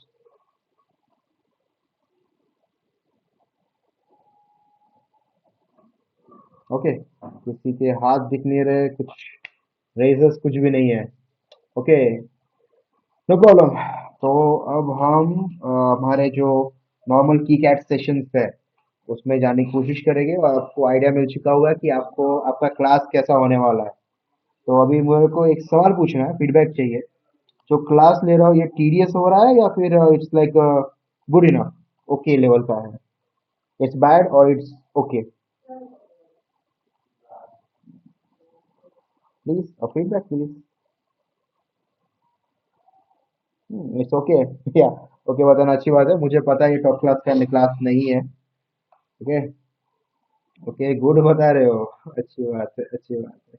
अब टॉप मत बोल देना क्योंकि तुम लोग झूठ बोल रहे हो, ठीक है। टॉप क्लास मत बोलना, ओके, क्योंकि तुम लोग झूठ बोल रहे हो, ये कंफर्म रहेगा। ओके प्लीज, झूठ बोल रहे हो, मेरा ईगो बढ़ रहा है अब। अच्छी बात है। क्लास खत्म होने के बाद में शायद आप एक्चुअली बता पाओगे रेफरेंस के था कि भाई क्लास ठीक चल रहा है या नहीं, अच्छा, आपको नींद आ रही है, ठीक है। तो सबसे पहले अब हम आ चुके हैं हमारे वापस क्लास में आ चुके हैं, ठीक है, ठीक है। तो हमारे पास में हमारा माइक कंट्रोलर है, बाकी कुछ। सबसे पहले हम कोशिश करेंगे हमारे माइक कंट्रोलर को उठाने की, मतलब इसको पावर अप कैसे करना है, सब कुछ कैसे देना है, ठीक है। तो सबसे पहले हमें इसको पावर अप करना है, पर हम कैसे करेंगे? अब अभी हम सबसे पहले जाएंगे हमारे डेटा शीट पे, हमारे डेटा शीट बाबा के पास, ठीक है। अब सबसे पहला हमारा यहाँ पे लेफ्ट हैंड कॉर्नर पर आप देख सकते हैं, फीचर्स में लिखा हुआ है कई सारी information. Dynamic efficient line with B beam batch position, ये अलग हिसाब है, ठीक है। तो हमारा ये जो सेकंड लाइन दिया हुआ है 1.7 to 3.6 वोल्ट पावर सप्लाई, यानी कि इसका ऑपरेटिंग वोल्टेज जो है वो 1.7 टू 3.6 वोल्ट्स है। ये माइक्रो कंट्रोलर इस वोल्टेज रेंज में काम करता है। ठीक है, तो अब मेरा सवाल है कि हमारा जो डिजिटल इलेक्ट्रॉनिक्स है, हमारा जो मॉडर्न डिजिटल इलेक्ट्रॉनिक्स होता है, इस पे हम किस वोल्टेज लेवल्स का यूज करते हैं, या फिर कौन सा हमारा पावर सप्लाई वोल्टेज होता है मोस्टली? प्लीज आंसर दीजिए, हमारे पास में एक्सपीरियंस लोग हैं, please be interactive. 3v3 3.3? Sir 5 volt. No no no, हमारे मॉडर्न इलेक्ट्रॉनिक्स में हमने 5 वोल्ट को काफी समय पहले ही एलिमिनेट कर दिया है। अभी मॉडर्न माइक्रो कंट्रोलर 5 वोल्ट में नहीं आते हैं। एक्चुअली ऑपरेट करते हैं वो 5 वोल्ट में, पर वो इंटरनली उसको 3.3 कर देते हैं। 5 वोल्ट वाले भी 3.3 में ऑपरेट कर रहे होते हैं। सीमोस लॉजिक, ये तो भाई आप काफी डीप में जा रहे हो। यहाँ ये क्लास में इतना पढ़ाने गया तो भाई यार पीएचडी खत्म हो जाएगी भाई। ठीक है, ठीक है, तो हमें पता दिया गया है कि 3.3 वोल्ट पे हमारा माइक्रो कंट्रोलर ऑपरेट होता है। ठीक है, और क्या क्या रिक्वायरमेंट होती है हमारे माइक्रो कंट्रोलर को चलाने के लिए? ठीक है, अब हम किसी को कोई आइडिया है, प्लीज बताइए। जब हम किसी माइक्रो कंट्रोलर को पावर सप्लाई देते हैं, स्पेसिफिकली जो ये वीडीडी पिंस होते हैं, तो इनके आसपास कुछ एक्स्ट्रा कंपोनेंट्स भी लगते हैं। मुझे प्लीज बताइए वो कंपोनेंट्स क्या होते हैं? एक clock oscillator sir. Clock oscillator, actual में माइक्रो कंट्रोलर को उठाने के लिए क्लॉक ऑसिलेटर की जरूरत नहीं पड़ती है आज के समय में। वो इसेंशियल में नहीं रहा अब आज के समय में। इट्स लाइक यू, अगर वो है तो अच्छी बात है, नहीं है तो भी चल जाता है, ऐसी हालत है आज के समय में। प्रेजेंट टाइम में हम जो 2 रुपए का जो एक्सटर्नल क्या कहते हैं सिरेमिक रेजोनेटर लेते हैं, उससे बेटर एक्यूरेसी तो इंटरनल क्लॉक ही दे देता है। 2 रुपए का, 5 रुपए का जो हम लेते हैं। और क्या होता है इम्पोर्टेंट, प्लीज बताइए।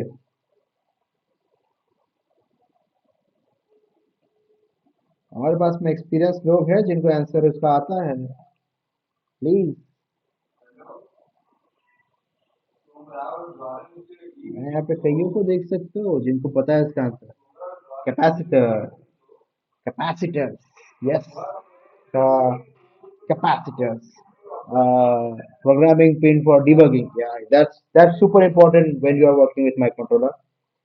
Decoupling capacitor, स्पेसिफिक नेम लिया गया है हमारे इसमें, the decoupling capacitor.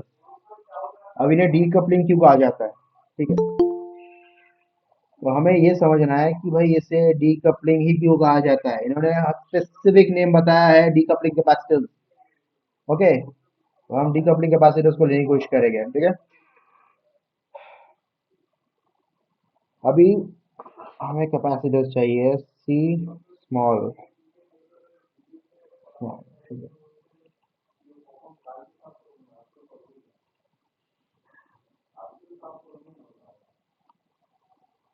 Zero point one microfarad. ठीक है, 0.1 microfarad, and package will be 1206.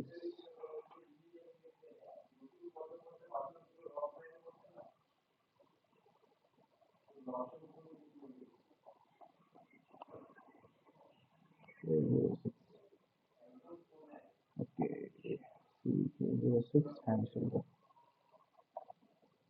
ठीक है, तो भाई यहाँ पे मैंने अपना डीकपलिंग कैपेसिटर सेलेक्ट कर लिया जो कि 0.1 माइक्रोफैरड का है। पर अब मेरा सवाल है कि यहाँ पर हम कितने कैपेसिटर्स लगाएंगे? सिंपल आंसर है, आपके माइक्रो कंट्रोलर के जितने भी पावर पिंस है, मतलब कि वीडीडी पॉजिटिव सप्लाई, उतने आपको डीकपलिंग कैपेसिटर्स लगाने हैं। और कोशिश करना है कि आपके जो डीकपलिंग कैपेसिटर्स है वो क्लोज टू आपके वीडीडी पावर सप्लाई पे, या फिर आपके पॉजिटिव पावर सप्लाई के क्लोज हो, आपके माइक्रो कंट्रोलर के, आपके आईसी के। तो हमने यहाँ पे एक 0.1 माइक्रोफैरड का कैपेसिटर लिया है, जिसको हम कोशिश करेंगे हमारे इस माइक्रो कंट्रोलर के साथ में लगाने की। ठीक है, तो पहले एक लगाया यहाँ पे।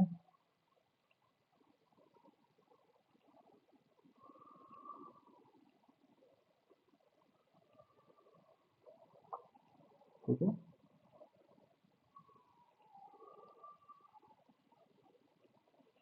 ठीक है, हमारे पास कितने 4 है, तो हम क्या करेंगे, 4 इसकी कॉपीज बनाएंगे।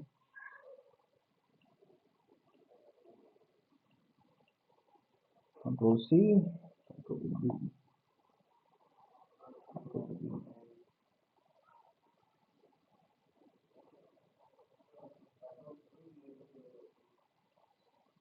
एक और देना है, वो हम देंगे 0.47।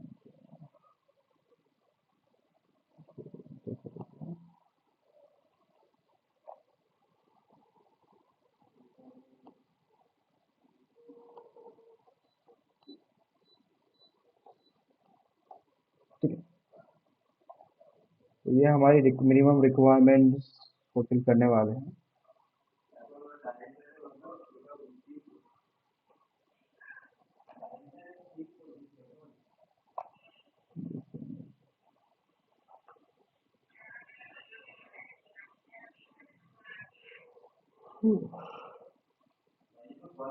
वैसे आप सबको मेरा स्क्रीन दिख रहा है ना प्रॉपर?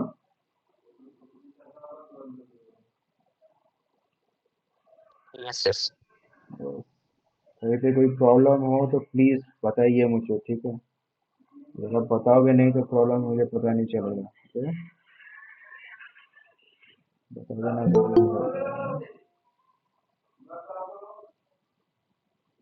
अब यहाँ पे देखिए, मैं कई सारे जो कॉमन वोल्टेज पॉइंट्स है ना, या फिर कॉमन वोल्टेज जो हमारे रेफरेंस पॉइंट्स होते हैं, इन्हें मैं मल्टीपल जगह पे सिलेक्ट कर रहा हूँ। और ये ज़रूरी है कि इनके जो नेमिंग है और जो वोल्टेज रेफरेंसेस हैं, ये हमेशा सेम रहेगा, सेम वोल्टेज पॉइंट्स यूज़ करना चाहते हैं, ठीक है? तो यहाँ पर आप देखिए, मैंने जितने हमारे जो वीडीडी सप्लाईज है, उतने ही मैंने ये 4.1 की कैपेसिटर मैंने सिलेक्ट किया, और एक लास्ट में एक 4.7 माइक्रोफैरड का एक कैपेसिटर और एक लिया है, ये बल्क कैपेसिटर है, ठीक है? अब सबसे पहले मैं आपको बता देता हूँ, ये 0.1 माइक्रोफैरड का कैपेसिटर हम यूज क्यों करते हैं। इसके दो तरफा यूज है। एक, हमारे जो मॉडर्न माइक्रो कंट्रोलर्स होते हैं ना, इनका सारा सिस्टम एक साथ कभी चालू नहीं होता, ठीक है? कुछ सिस्टम चालू रहेगा और काफी सारे सिस्टम्स बंद रहेंगे। जैसे इसके ज्यादातर पेरिफेरल इंटरनल माइक्रो कंट्रोलर जो होता है, इंटरनल जो क्लॉक होते हैं, एसपीआईज होते हैं, या फिर जितने भी आपके इंटरनल एक्स्ट्रा पेरिफेरल्स होते हैं ना, वो मोस्ट ऑफ द टाइम बंद रहते हैं। जब रिक्वायरमेंट होती है तब चालू होते हैं। प्रॉब्लम क्या है, जैसे ही ये चालू होते हैं ना, इनके अंदर एक पावर सर्ज आता है, मतलब कि बहुत सारी पावर मांगते हैं, और इसको अगर पावर सफिशिएंटली नहीं मिला ना, तो वो वोल्टेज ड्रॉप मिलता है, और इसका जो प्रोसेसर है वो स्टार्व आउट हो जाता है ना पावर से, और वो रीसेट मार देता है। तो उससे क्या होगा कि आपका सिस्टम बार बार रीसेट होगा जब भी आप कोई पेरिफेरल को स्टार्ट करते हो। तो उस इश्यू से बचने के लिए आपको डीकपलिंग कैपेसिटर देना है, ताकि पावर सप्लाई। और एक सेकंड रीजन होता है कि एक रेजोनेंस कॉज होता है आपके सिस्टम। मान लीजिए कहीं पे कोई आपने कहा था ईएमसी कंसिडरेशन, एक्सटर्नल से कोई नॉइज आ रहा है, कहीं पावर सप्लाई कहीं नहीं होता, तो वो क्या होता है, एक रेजोनेटिंग नॉइज होता है, यानी किसी तरह की साइन वेव होती है जो कि ऊपर नीचे हो रहती है। तो उसको स्मूथ आउट करने के लिए आपको डीकपलिंग कैपेसिटर्स लगाना पड़ते हैं with different different kind of technology. जैसे कि अभी 0.1 लगाया है, साथ में मैंने एक 4.7 का भी एक कैपेसिटर दिया है। तो इन दोनों के जो है क्यू पॉइंट या फ्रीक्वेंसी का जो एक कहते हैं ना, एक क्या कहते हैं, एक सुपर इम्पोज पोजिशन होते हैं, इससे आपकी सुपर इम्पोज पोजिशन जो है फ्लैट आउट हो जाती है, ताकि आपका जो डिकपलिंग कैपेसिटी है वो थ्रू आउट द एक लार्ज रेंज जो है आपकी फ्रीक्वेंसी को एट्यूनेट करे या फिर डैम्प करे, डैम्पिंग की कॉज करे आपके फ्रीक्वेंसी रेजोनेंस को, ताकि एक्सटर्नल एक्सटर्नल फैक्टर्स की वजह से आपका माइक्रो कंट्रोलर आपके मेन सिस्टम से कभी असर ना करे। बचने के मल्टीपल तरीके हैं कि आप थ्रू आउट योर पीसीबी आप स्ट्रैटेजिक पोजीशंस पे आप मल्टीपल कैपेसिटर्स लगा दीजिए, मल्टीपल इंडक्टिव बीट्स लगा दीजिए, ठीक है? इंडक्टिव बीट्स लगा सकते हैं, इंडक्टिव बीट्स नहीं, उसको कहते हैं फेराइट बीट्स लगा सकते हैं, ताकि high frequency, extreme high frequencies को भी आप एटेन्यूएट कर पाए। तो ये कई सारे तरीके होते हैं आपके ईएमसी कंपैटिबिलिटी के, तो ये उसके लिए लगाया गया है, ठीक है? हम नीचे में जाकर एक रजिस्टर और लगा देते हैं, इसका जो ग्राउंड है वो नीचे लगा देते हैं, ठीक है? नीचे आप देख सकते हैं कि इसके पास में for the negative power supply आपका ग्राउंड के लिए इसके पास में सिर्फ एक ही पिन है, और एक अपन एनालॉग का ग्राउंड सप्लाई है, ठीक है? तो हम इसको यहाँ पे लगा देते ग्राउंड, ठीक है? तो ये यहाँ पर एक्चुअल में हमारी जो माइक्रो कंट्रोलर की जो पावर रिक्वायरमेंट्स है, यहाँ भी सफिशिएंटली कंप्लीट नहीं हुई है। अब यहाँ पर आप एक चीज देख सकते हैं, ये है एक वी कैप। ज्यादातर जो modern modern powerful microcontroller, मतलब कि जो कह सकते हैं ना कि बाहुबली है माइक्रो कंट्रोलर्स में, काफी ज्यादा स्ट्रेंथ रखते हैं, उन माइक्रो कंट्रोलर्स में ना एक वी कैप करके भी होता है। ये इंटरनल जो उसका प्रोसेसर होता है ना, उसको पावर सप्लाई उसको ना उसके लिए उसके बक कन्वर्ट उसके अंदर एक वोल्टेज रेगुलेटर होता है, मैंने को कहा था ना कि बाहर से कोई प्रॉब्लम आ गया जिस वजह से आपका प्रोसेसर को पावर नहीं मिलेगा और स्टार्व आउट हो जाएगा। तो ये उसके लिए भी है। और इंटरनल का जो उसका वोल्टेज होता है ना, माइक्रो प्रोसेसर का जो वोल्टेज होता है, ऑपरेटिंग वोल्टेज, ये अराउंड होता है 0.8 वोल्ट। मतलब आपके माइक्रोकंट्रोलर का आप चाहे पावर 5 वोल्ट ही क्यों ना दे दो, जैसे कई सारे 3.3 वाले माइक्रोकंट्रोलर्स है जो कि 5 वोल्ट भी लेते हैं, पर अल्टीमेटली वो उसको 3.3 में ही रन करते हैं और उसके नीचे जाते हैं 0.8 में उसका इंटरनल सिस्टम रन करता है। तो ये दो काम के लिए होता है, एक तो आपका प्रोसेसर को स्टार्व आउट होने से बचाएगा पावर की भी शॉर्टेज आई तो, और उसको ये भी करेगा, क्या कहते हैं, रेगुलेटर के लिए क्या कहते हैं, फिल्टर कैपेसिटर के लिए काम करता है। इसका जो हमेशा साइज होता है ना, ये होता है 2.2 माइक्रोफैरेड्स, या फिर लार्जर देन 2.2 माइक्रो, मतलब 4.7 दे सकते हो, 2.2 भी दे सकते हो। ठीक है, तो हम क्या करेंगे, जस्ट टू बी सेफ हम यहाँ पे 4.7 का कैपेसिटर लगा देंगे। ठीक है, जस्ट टू बी सेफ हम यहाँ पे 4.7 का कैपेसिटर लगा देते हैं। और मैं डेटा शीट में जाकर को बता दूंगा कि भाई क्यों लगा रहे हैं। ऐसे ही कहीं क्या कहते हैं, अंधेरे में तीर मार के आप लोगों को बेवकूफ बनाने के काम नहीं हो रहे, उसको भी मुझे क्या कहते हैं, जस्टिफाई करना पड़ेगा, बताना पड़ेगा। ठीक है, तो हम सबसे पहले जाके हमारी डेटा शीट पे और वी कैप को ढूंढने की कोशिश करेंगे। कंट्रोल एफ, उसमें था हमारा वी सी ए पी। तो हम वी कैप को ढूंढते हैं, कहाँ पर है हमारा वी कैप। ठीक है, हमारा वी कैप के लिए मिल गया है हमें एक्सटर्नल कैपेसिटर। ठीक है, तो यहाँ पर जैसे मैंने आप सभी को बताया था कई सारी इंफॉर्मेशन, तो यहाँ पे दिया हुआ है, देखो कई सारी information. Stabilization for the main regulator is achieve by connecting to external capacitor. ठीक है, the VCAP1 and VCAP2 pin for packages supporting only one VCAP pin. The two CEXT capacitors are replaced by a single capacitor. ठीक है, ये बता रहे कि भाई दो कैपेसिटर्स भी हो सकते हैं इसके अंदर। ठीक है, तो यहाँ पे देखिए क्या बताया हुआ है, the C E X P capacitor, जिसमें कि दोनों कैपेसिटर्स के लिए एक ही पिन प्रोवाइड किया गया है, तो उसमें सी एक्स पी लिखा जाएगा। तो capacitor for external capacitor which available for VCAP1 and VCAP2 pin, उसकी वैल्यू होगी 2.2 माइक्रोफैरेड्स।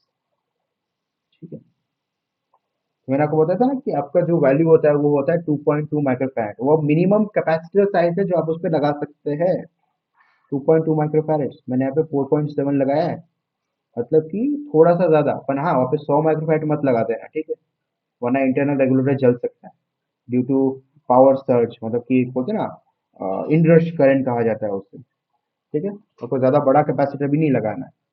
ओके, अब देखो, when dynamic the voltage regulator, the 2.2 microfarad VCAP capacitors are not required and should be replaced by two 10 nanofarad decoupling capacitors.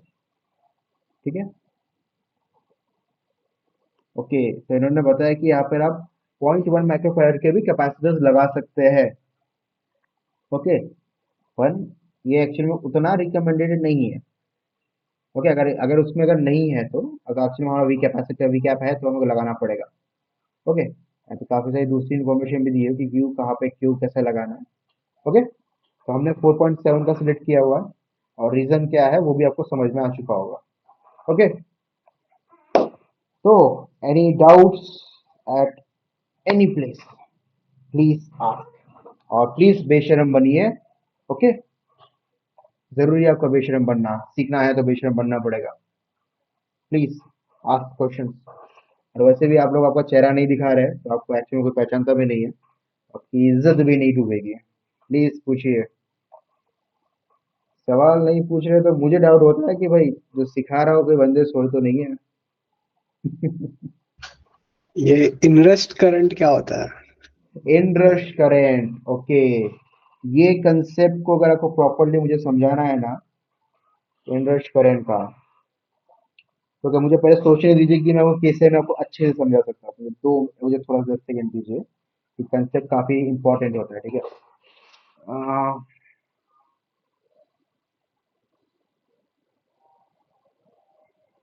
ठीक है, मैंने सोच लिया कि कैसे आपको बताना है। ठीक है, इनरश करंट कब आता है, मतलब कि कभी मान लेते हैं कि कोई सिस्टम पहली बार चालू हो रहा है। ठीक है, हमारे इलेक्ट्रॉनिक्स में कई बार होता है इनरश करंट। पहली बार मान लेते हैं कोई सिस्टम चालू हो रहा है, जैसे हमारे कैपेसिटर उसमें मौजूद है, कई सारे सर्किटरीज मौजूद है जो कि स्टार्टिंग में बहुत पावर खाते हैं चार्ज अप होने के लिए, हमारे बड़े बल्क कैपेसिटर्स हो गए। पर आपके सिस्टम के मान लेते कैपेसिटी है अराउंड, इनरश करंट वही है कि भाई तेजी से करंट जा रहा है, इनरश पहली बार सिस्टम चला तब इनरश करंट आता है।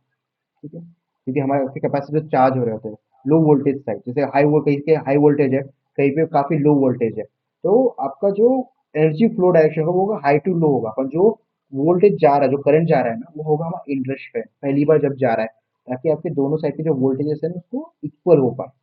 ठीक है, ये मोस्टली कॉज होता है जबकि आपके एक साइड के अंदर कैपेसिटर्स है, तो ये मोस्टली तभी देखा जाता है, या फिर आपके साइड में कोई सिस्टम जो है वो शॉर्ट हो गया है। ठीक है, ये दो कंडीशन में आपको इनरश करंट मिलता है, सिस्टम पहली बार चालू हो रहा है और उसमें काफी सारे कैपेसिटर्स लगे हुए हैं, या फिर आपका सिस्टम हो चुका है शॉर्ट, कहीं पर डेड शॉर्ट हो चुका है और आपका सिस्टम फूक गया है।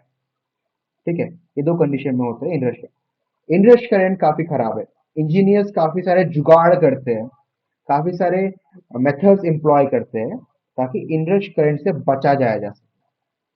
ठीक है, मैं आपको कुछ एग्जांपल्स शायद कभी शो कर पाऊंगा इनरश करंट के और इनरश करंट से बचने के। ठीक है, क्या आप देखना चाहेंगे, थोड़ा डिट्यूर लेना चाहेंगे इंटरेस्ट करंट के लिए? प्लीज, आपका टाइम है तो yes yes 15 to yes 20 yes minute या 30 मिनट भी लगने वाला यस है। यस ठीक है, काफी चलेगा इंपॉर्टेंट चलेगा। है। ओके, तो अब हम जाएंगे इंटरेस्ट करंट के लिए। पावर इलेक्ट्रॉनिक्स में सबसे ज्यादा होता है, ठीक है, डिजिटल में नहीं होता ज्यादा, पावर इलेक्ट्रॉनिक्स में सबसे ज्यादा होता है। पहले मैं आपको थोड़ा शो ऑफ करना पड़ेगा। मैंने कल ही अपना जो क्या बोलते हैं अपना इलेक्ट्रिक गाड़ी का अपना खुद का चार्जर रिपेयर किया था, तो उसका फोटोज लिया तो मैं आपको दिखा सकता था, उसमें इंटरेस्ट करंट के कई सारे प्रोटेक्शन दिए थे। ढूंढना पड़ेगा मुझे।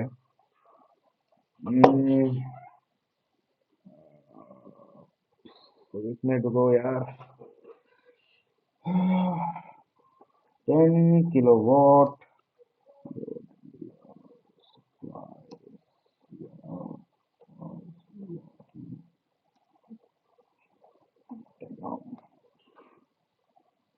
ठीक है, हमें कहीं पे कुछ ना कुछ तो मिलेगा उसकी। रुको रुको भाई रुको, अनप्लान रहा तो ऐसा ही होता है, जुगाड़ करके कुछ ना कुछ निकालना पड़ता है सबके लिए।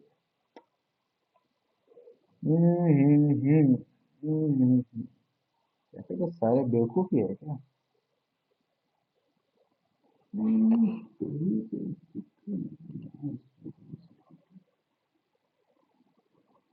ये इन्होंने नहीं दिया है दादा को जो होता।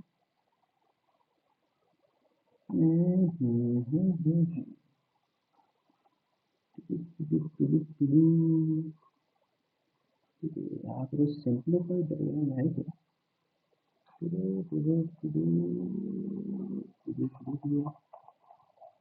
10 किलोवाट में तो बस डायरेक्टली लिखते हैं।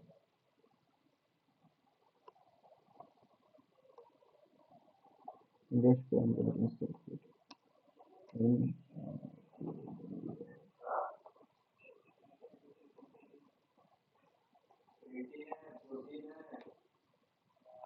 आ, ये रहा, ये रहा।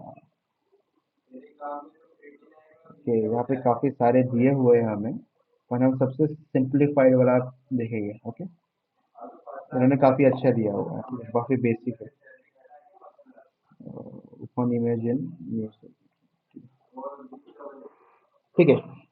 कोई इस सर्किटरी को देख सकता है? सबको नजर आ रही है सर्किटरी? Yes yes yes. तो देखो, यहाँ पर कई सारी चीजें दी गई है, जिसमें से एक है आपका ये रेक्टिफायर। ठीक है, यहाँ से एसी सप्लाई आ रहा है, उससे डीसी किया जा रहा है, और या आगे में जाके बल्क कैपेसिटर। जब हम किसी बड़े पावर सप्लाई के में डील कर रहे थे, जैसे मान लीजिए 10 किलोवाट का पावर सप्लाई या फिर 1 किलोवाट का भी पावर सप्लाई, तो उसपे हम कई बार देखते हैं कि वहाँ पर अराउंड 10,000 या फिर 20,000 माइक्रोफैरेड के कैपेसिटर्स होते हैं।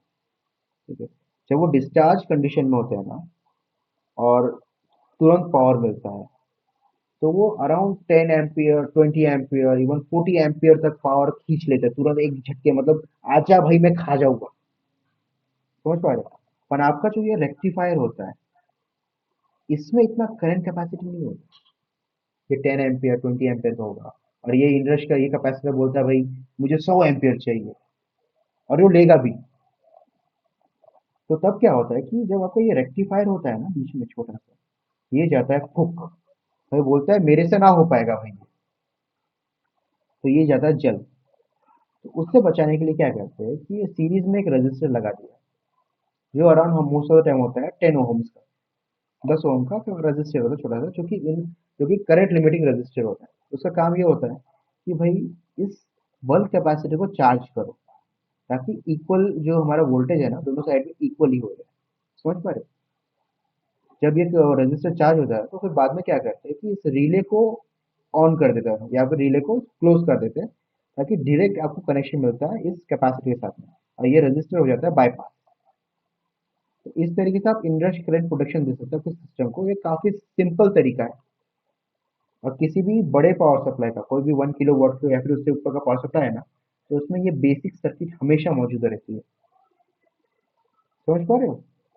ये सबसे बेसिक सर्किट है और ये काम करता है, ट्राइड एंड टेस्टेड है, खराब नहीं होता है और हमेशा काम करता है, और आपको हर बड़े एसएमपीएस में दिख ही जाएगा। ओके, सबसे बेसिक तरीका है। ओके यस, और ये आगे का जो डीसी डीसी कन्वर्टर वो आपका आगे का सर्किट है, जो वोल्टेज करंट जो भी कंट्रोल करना है उसका। तो ये आपका बेसिक तरीका इनरश करंट का एसएमपीएस में या पावर इलेक्ट्रॉनिक्स में। उसके बाद में हमारा जो डिजिटल पावर इलेक्ट्रॉनिक्स होता है ना, इसमें इनरश करंट सिर्फ एक ही कंडीशन में आता है, वो है आपका कुछ फूक गया या जल गया। समझ रहे हो? कुछ शॉर्ट हो गया, कहीं पे कुछ शॉर्ट कर दिया, वो आपको लिटरली जब इनरश करंट आएगा ना कभी जिंदगी में, लिटरली बता रहा आपका कुछ ना कुछ जल चुका है। आपका माइक्रो कंट्रोलर का भी कई बार क्या होता है कि माइक्रो कंट्रोलर में इनरश करंट आता है, जो मतलब कि उसके सिस्टम्स ऑन हो रहे हैं एक साथ, सारे सिस्टम्स को ऑन कर दिया, तो उसमें एक इनरश करंट आ रहा है, और वो इनरश करंट कुछ खास होता नहीं है, 30 मिली एम्पियर 40 मिली एम्पियर। समझ पा रहे हो? नथिंग। 30-40 मिली एम्पियर तो भाई आपका कोई भी कंपोनेंट ऐसे ही उठा भी लोगे ना कहीं से भी, नकली वाला भी, वो भी सामान लेगा 30-40 मिली एम्पियर।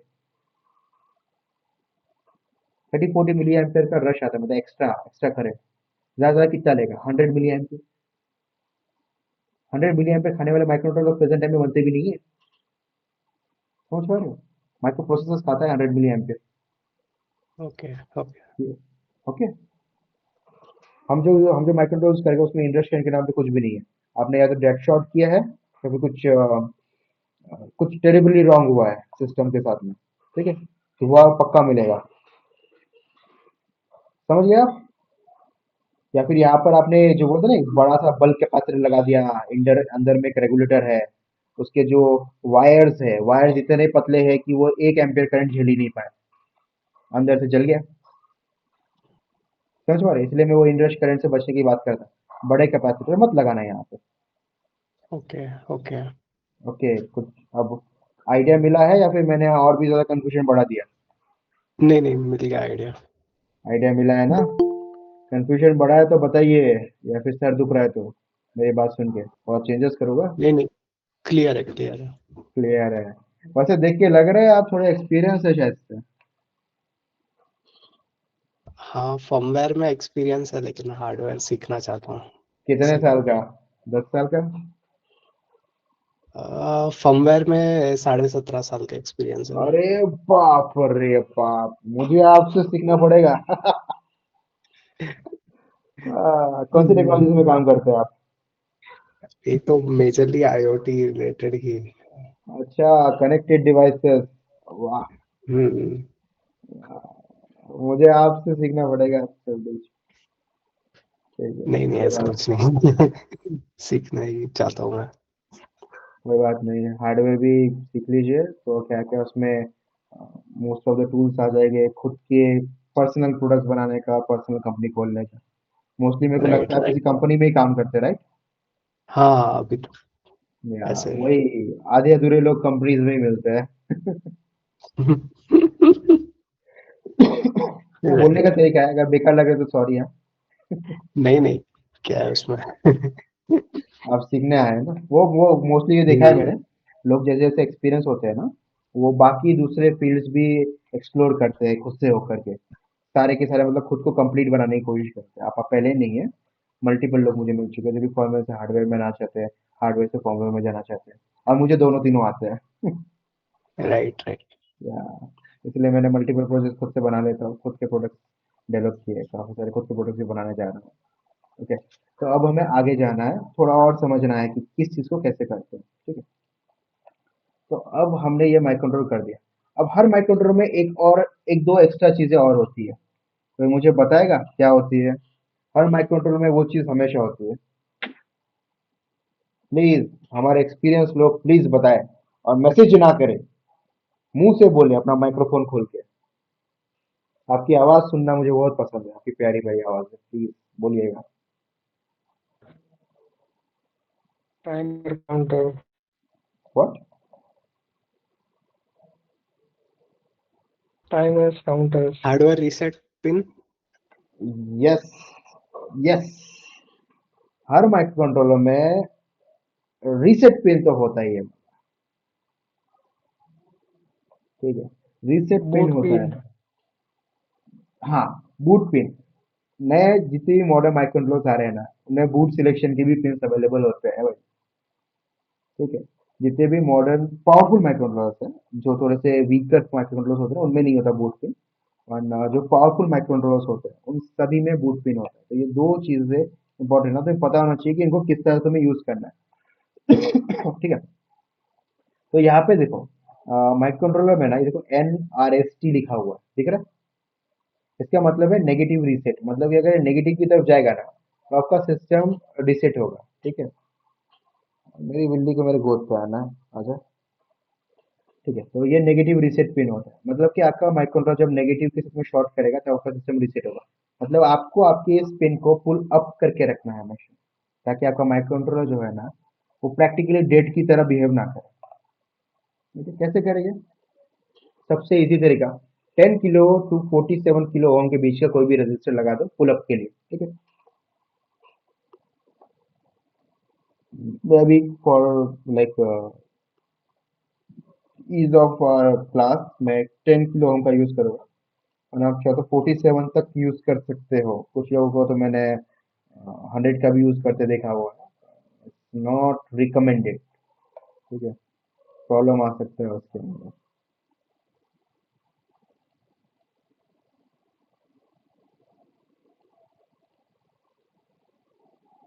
वैसे हम अपने जितने भी सारे कंपोनेंट्स हैं ना, उसमें 1206 का यूज करने की कोशिश कर रहे हैं। ठीक है, हमारे जो पैकेज साइजेस हैं, हमारे जो रजिस्टर्स और हमारे कैपेसिटर्स हैं, उस पर हम पैकेज साइज यूज कर रहे हैं 1206। ओके, तो हम क्या करेंगे, आर 1206, उसमें भी हैंड शोल्डर लेंगे। ठीक है, तो हमने पैकेज साइज लिखा 1206, और एक 0.1 माइक्रोफैरड का एक कैपेसिटर लेंगे जो कि ग्राउंड की तरफ होगा।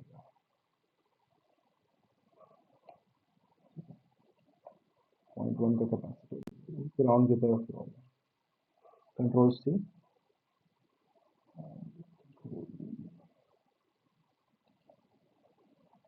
और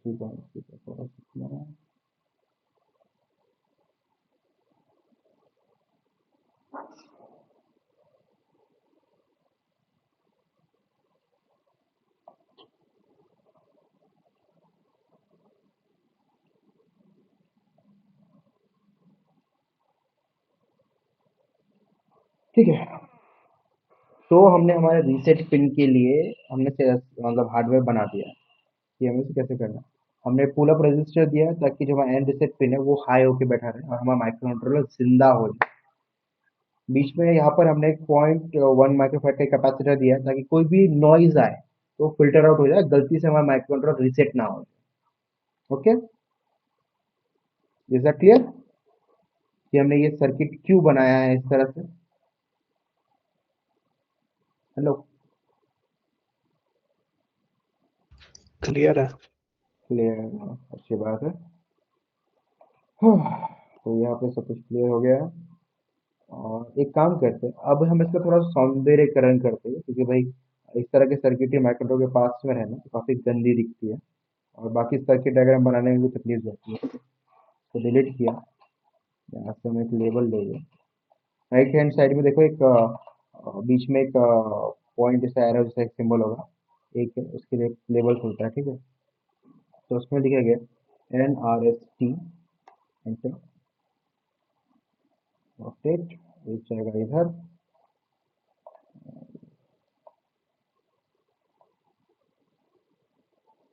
अपने लेबल लगा दिया, को लेकर के साइड में कर देते हैं, कंट्रोल C, कंट्रोल V,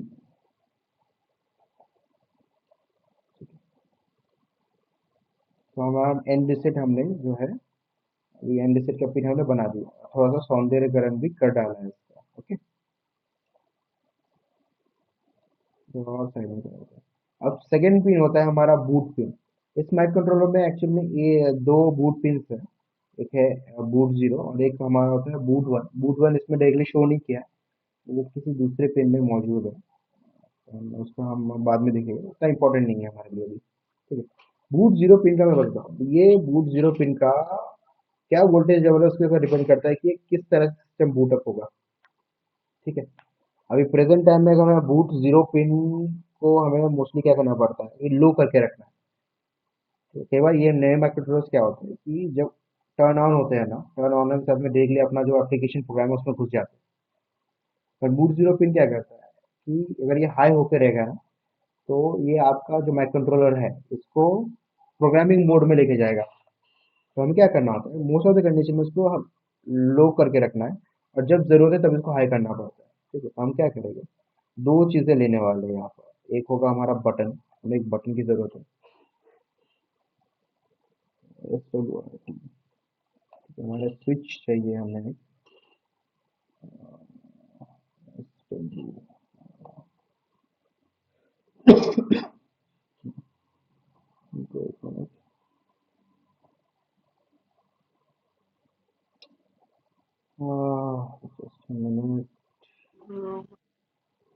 हाँ, एक स्विच लिया, रोटेट, वैसे आर को दबाओगे तो रोटेट होगा, ठीक है। एक्स दबाओगे तो फ्लिप होगा, ठीक है। आर और वाई से भी होता है, ठीक है। वाई से मतलब ऊपर नीचे, ठीक है। एक्स से इमेज, अपना मिरर इमेज, और आर टू रोटेट, ठीक है।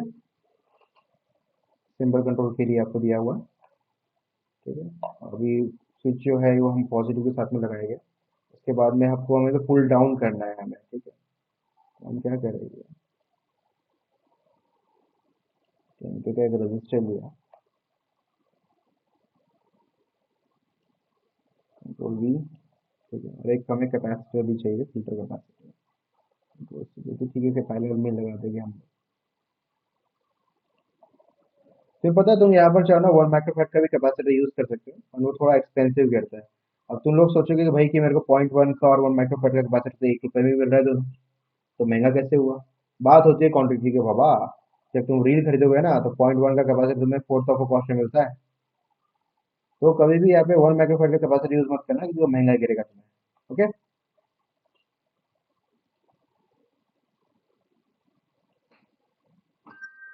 Control C, control V। तो ये सर्किटरी हमने इसके बना दिया कि हमारे बूट के साथ में डायरेक्टली जाके मैच में हो जाएगा। ये थोड़ा सर्किटरी थोड़ा बकवास बना है, तो ठीक करना पड़ेगा।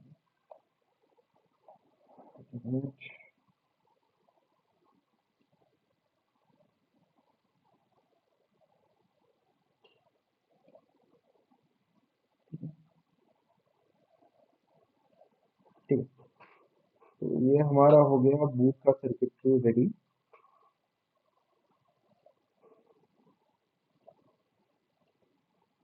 ओके, तो हमने हमारा बूट का जो है सर्किटरी बना दिया, ठीक है, कि हमें हमारे माइक्रो कंट्रोलर को किस तरह से बूट के लिए यूज करना है। मोस्टली ये कहेगा पुल डाउन होके रहेगा, और अगर किसी दिन कोई प्रॉब्लम आ गई, हमारा सिस्टम किसी भी तरह के गंदे लूप में जाके फंसा हुआ है, हमारा माइक्रो कंट्रोलर में हम प्रोग्राम नहीं कर पा रहे किसी वजह से, तो हम इस बूट पिन को दबा करके तो प्रोग्राम मोड में लेके जा सकते हैं माइक्रो कंट्रोलर को। उसके लिए आपको पावर ऑन ऑफ करना पड़ेगा, फिर एंड रिसेट का बटन दबाना पड़ेगा, ठीक है।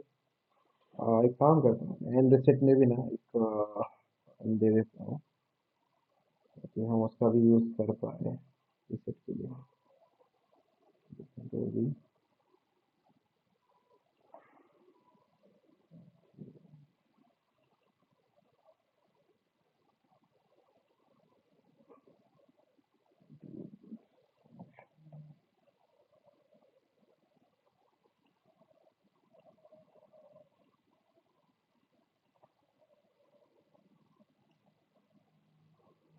ठीक,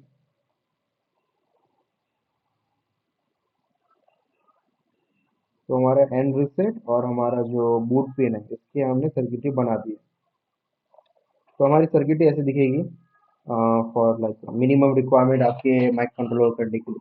और अब हम यहाँ पे ये जो एक पूरा पिन बाहर निकल के दिख रहा है यहाँ से, मतलब पिन से एक ट्रेस जाते हुए दिख रहा है, फिर हमारा जो सर्किट का जो लाइन दिख रहा है इसका भी थोड़ा सौंदर्यीकरण कर देते हैं।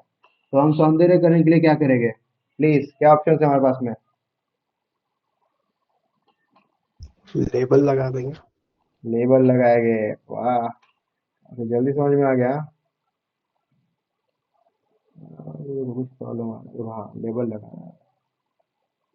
तो लेबल के लिए हम क्या करेंगे, लिखिए BOOT boot 0,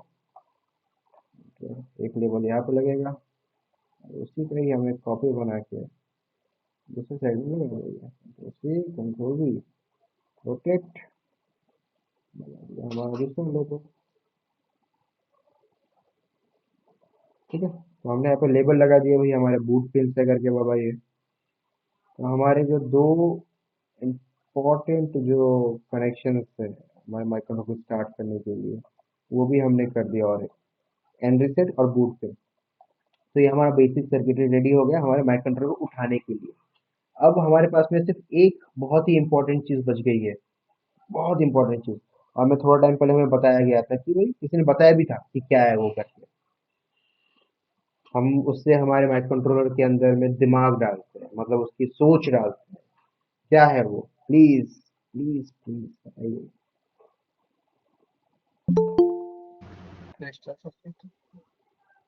hello, communication pins. Communication pin. Communication pin तो उसमें बहुत सारे हैं, मैं कुछ स्पेसिफिक पूछ रहा हूँ, उस पर हमें क्लॉक दिमाग। Circuit, clock, programming pins. Clock okay, circuit, clock circuit.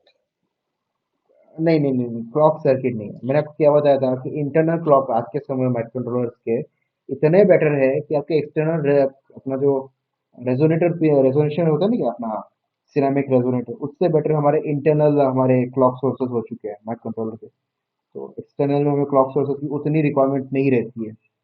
अगर आप किसी यूएसबी कम्युनिकेशन कर रहे हैं तो आप थोड़ा सा एक्सपेंसिव टाइप का क्लॉक सोर्स यूज करते हैं, जो कि आपको 10-15 रुपए के आसपास मिलता है।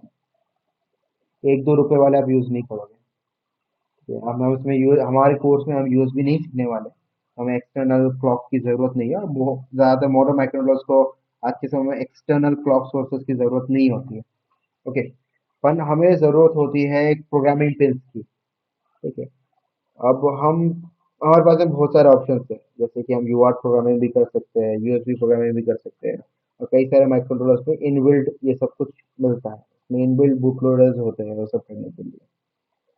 पर हम यहाँ पे करने वाले हैं उसका जो स्पेसिफिक टाइप की प्रोग्रामिंग पिंस होती है, जो कि हार्डवेयर प्रोग्रामिंग उसको बोला जाता है, जिसे कहते हैं इन सर्किट डिबगिंग या फिर इन सर्किट प्रोग्रामिंग। हम उसके लिए करने वाले हैं। तो मोस्टली SWD या फिर ISP प्रोग्रामिंग किया जाता है। पर अब हमें पता करना है कि भाई ये प्रोग्रामिंग पिंस कौन से हैं, ठीक है। तो हम उसके लिए कौन से डॉक्यूमेंट का यूज करेंगे भाई, सवाल का जवाब दिया जाए प्लीज। कौन से डॉक्यूमेंट का यूज करेंगे ये पता करने के लिए, वही हमारे कौन से पिन किस का प्रोग्रामिंग पिन क्या पार्ट है। Answer GPIOs. Yeah, they are GPIOs, but they have specific names, and I'm asking which kind of document should we use to data send. Sheet. Oh yes, yes. बहुत बहुत धन्यवाद ये रशीद बताने के लिए। ठीक है, अभी हम स्पेसिफिक माइक्रो यूज कर रहे हैं STM32, जिसके अंदर में यूज होता है SWD प्रोग्रामिंग। ठीक है, सीरियल वायर डिबगर, SWD। ठीक है, यहाँ पे थोड़ा बहुत इन्फॉर्मेशन भी दिया हुआ है जिसमें दिखा debugging mode, serial wire debugger SWD and JTAG interface. इसमें ये दो डिबगिंग या प्रोग्रामिंग की मेथड है मौजूद है। SWD का मैं कहूँगा आप यूज कीजिए, क्योंकि ST माइक्रो इलेक्ट्रॉनिक्स आपको काफी सस्ते में डिबगर्स प्रोवाइड करता है जिसमें SWD प्रोग्रामिंग कैपेबिलिटीज है, और ये JTAG जितना ही बेटर है। ओके, तो JTAG की जरूरत नहीं है अगर आपके पास में SWD है तो, and it's cheaper and it's very good. Okay, पर SWD के लिए आपको दो पीस की जरूरत पड़ती है। ठीक है, तो उसमें होता है SWCLK। ठीक है, यहाँ पे देखो आपका होता है दो पीस में SWCLK और SWDIO। ठीक है, तो हमें पता करना है कि ये कहाँ पर है भाई। ये देखो पिन 14 और हमारा पिन 15 में है, नहीं पिन 13 में। ठीक है, तो हमारे A13 और A14 में हमारे जो डीबगर्स है SWDIO और SWCLK, इसके हमारे दो पिंस मौजूद है। ठीक है, उसके अलावा हमें चाहिए होता है SWD के लिए चाहिए होता है पावर एंड ग्राउंड पिन, तो 4 पिन का इसका इंटरफेस होता है, तो हम इसके लिए भी इंटरफेसिंग बनाएंगे। ठीक है,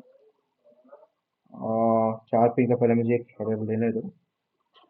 हम लेंगे CONN0104।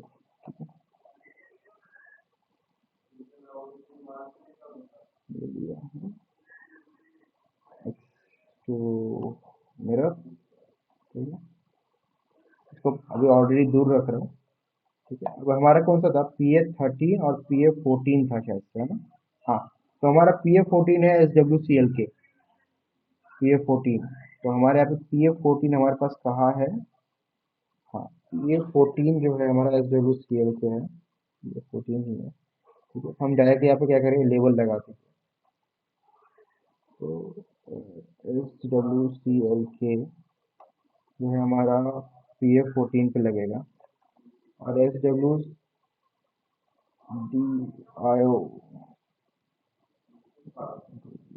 लेबल में काम लगेगा।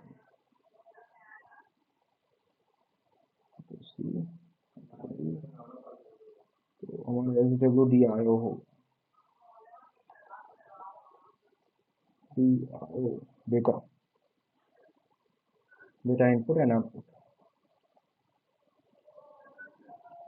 कनेक्शन करती है ये दे देती है।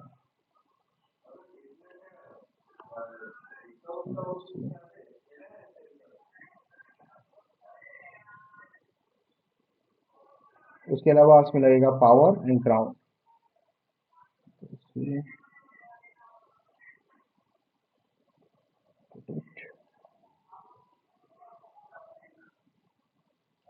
3.3 वोल्ट लगेगा एक,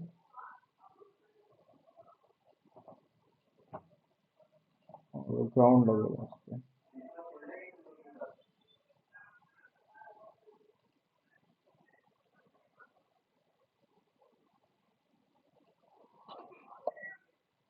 लगा दिया हमने उस पे ग्राउंड।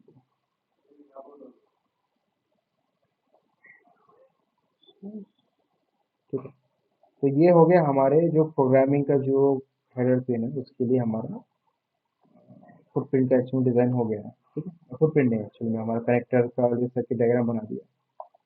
तो हमारे माइक्रो कंट्रोलर के दो पिन लगते हैं, PA13 और PA14, जो कि हमारे SWD और जो हमारे SWD के लिए प्रोग्रामिंग पिन है, और ये 4 पिन का कनेक्टर यूज होता है।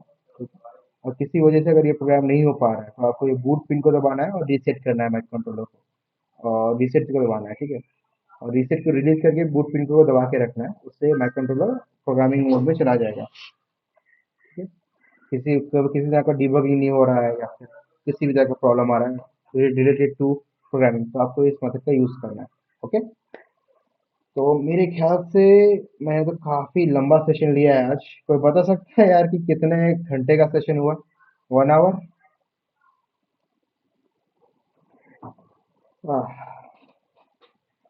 तो ये हमारा एक्चुअली सर्किट डायग्राम भी बना है। एक काम करता हूँ, हमारा जो सर्किट डायग्राम बना है ना, इसका एक क्या कहते हैं, आउटपुट में PDF बना लेते हैं, ताकि मैं अपने ग्रुप में डाल सकूँ, और पेजेस। ठीक है, मैं काम करता हूँ, आपको ये सब भेज दूंगा क्लास होने के बाद। ठीक है। अब आप सबसे क्वेश्चन है, किसी को कोई डाउट किसी चीज को लेकर के? No doubt. I don't want to doubt की कंडीशन में मैं नो नहीं सुनना चाहता हूँ। कुछ किसी ना किसी का कोई डाउट होगा प्लीज, किसी चीज को लेकर के, टेक्निकल रहा तो भी चलेगा, ठीक है। जैसे हमारे प्रोजेक्ट स्कोप से बाहर, जैसे प्रोग्रामिंग पिन ऐसा ही क्यों? Can we use 4.7K as a pull up? Yes, you can, but it will be a hard pull up. ठीक है, आपका सिस्टम पावर खाता है। ओके, आपके जो एक्सटर्नल जो आपका सिस्टम्स होगा, जैसे कि कुछ जगह पे, एक मिनट रुकिए, एक मिनट रुकिए, मैंने कुछ गड़बड़ कर दिया, ठीक है। वो हार्ड पुल अप हो जाएगी आपके सिस्टम पे। और अगर मैं ज़्यादा अप्रिशिएट करूँगा अगर आप माइक्रोफोन से अगर आप बोलते हैं तो, ओके, टाइपिंग की जगह माइक्रोफोन यूज़ करते हैं, ज़्यादा बेटर इंटरेक्शन होता है। Any other questions?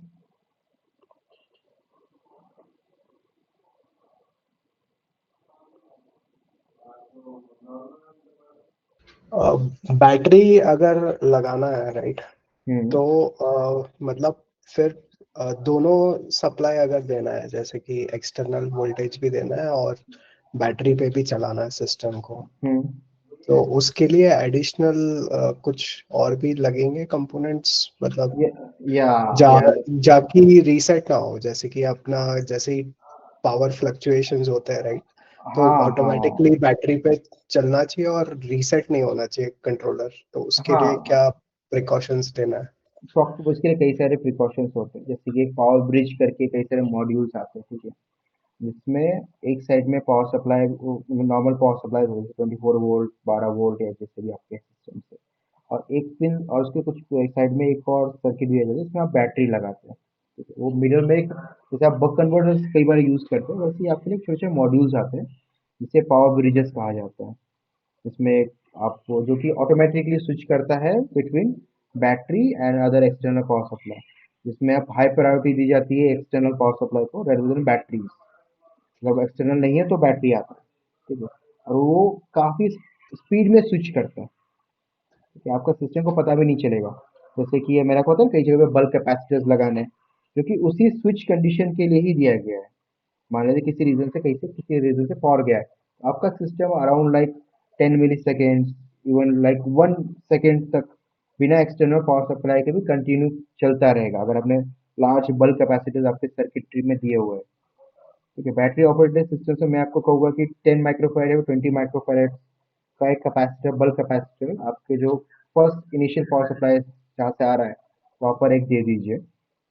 और उसके बीच में एक पावर ब्रिज की आईसीज भी आती है, वो भी आप यूज़ कीजिए, जो कि स्विच ओके, करता है between battery and external power supply. उसको थोड़ा टाइम लगता है, वो नियरली माइक्रो सेकेंड्स में ही स्विच कर देता है, पर अगर आपने वो प्रिकॉशंस नहीं लिए तो आपका सिस्टम रीसेट मार सकता है ड्यू टू पावर स्टारवेशन, ठीक है, लैक ऑफ पावर ही बोल ओके, सकते हैं।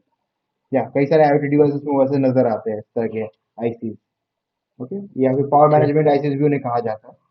बैटरी ऑपरेटर में कई जगह पर दिखाया जाता है। मैं एक्चुअल में बैटरी ऑपरेटेड डिवाइसेस पे काम नहीं करता हूँ, तो मेरा ओके, एक्सपीरियंस उनके साथ में जीरो है, ओके। ओके, मेरे इंडस्ट्रियल डिवाइसेस नियरली किलोवाट्स में ऑपरेट करते हैं, तो राइट, बैटरी राइट, ऑपरेटेड मुझे कभी यूज नहीं करना पड़ा। Okay okay, okay, okay, okay ठीक है, ठीक थैंक है। यू। Any other questions?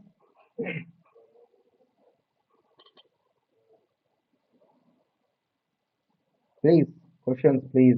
हमारे पास में काफी सारे लोग अभी बचे हुए हैं। Doubt solving sessions are important.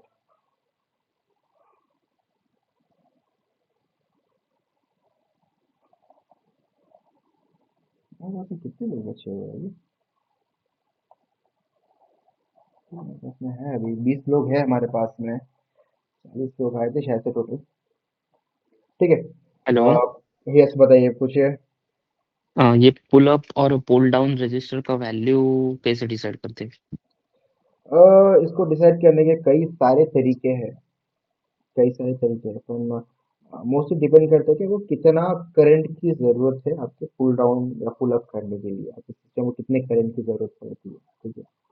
पर कैलकुलेशन करने से अच्छा है कि आप थंब रूल यूज़ कीजिए।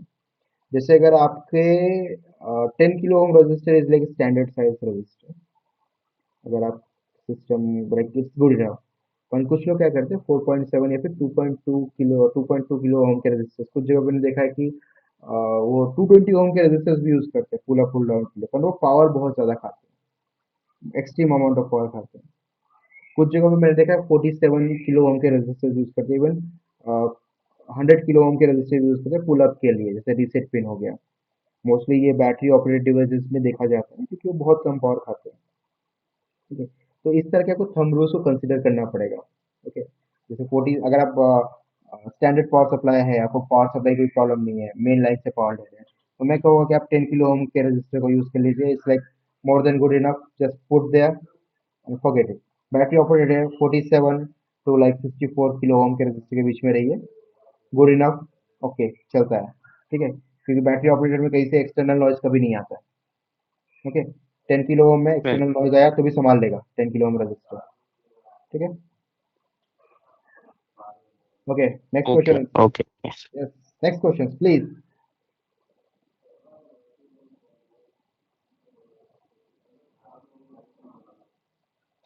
ओके, क्वेश्चन नजर नहीं आ रहे हैं। ओके, तो एक काम करते हैं, आज का सेशन खत्म करते हैं आज यहाँ पर, जिससे कुछ सवाल बचा नहीं है तो। No doubts. Okay, no doubts sir. ठीक है, आज का क्लास अर्जेंट करते हैं, मैं यूट्यूब में डाल देता हूँ ये वीडियो, आप बाद में भी देख सकते हैं, और स्कीमेटिक भी शेयर कर देता हूँ ग्रुप में। ओके, ठीक है, चलिए बाय। ओके ठीक है, थैंक यू। Thank you. चलिए बाय।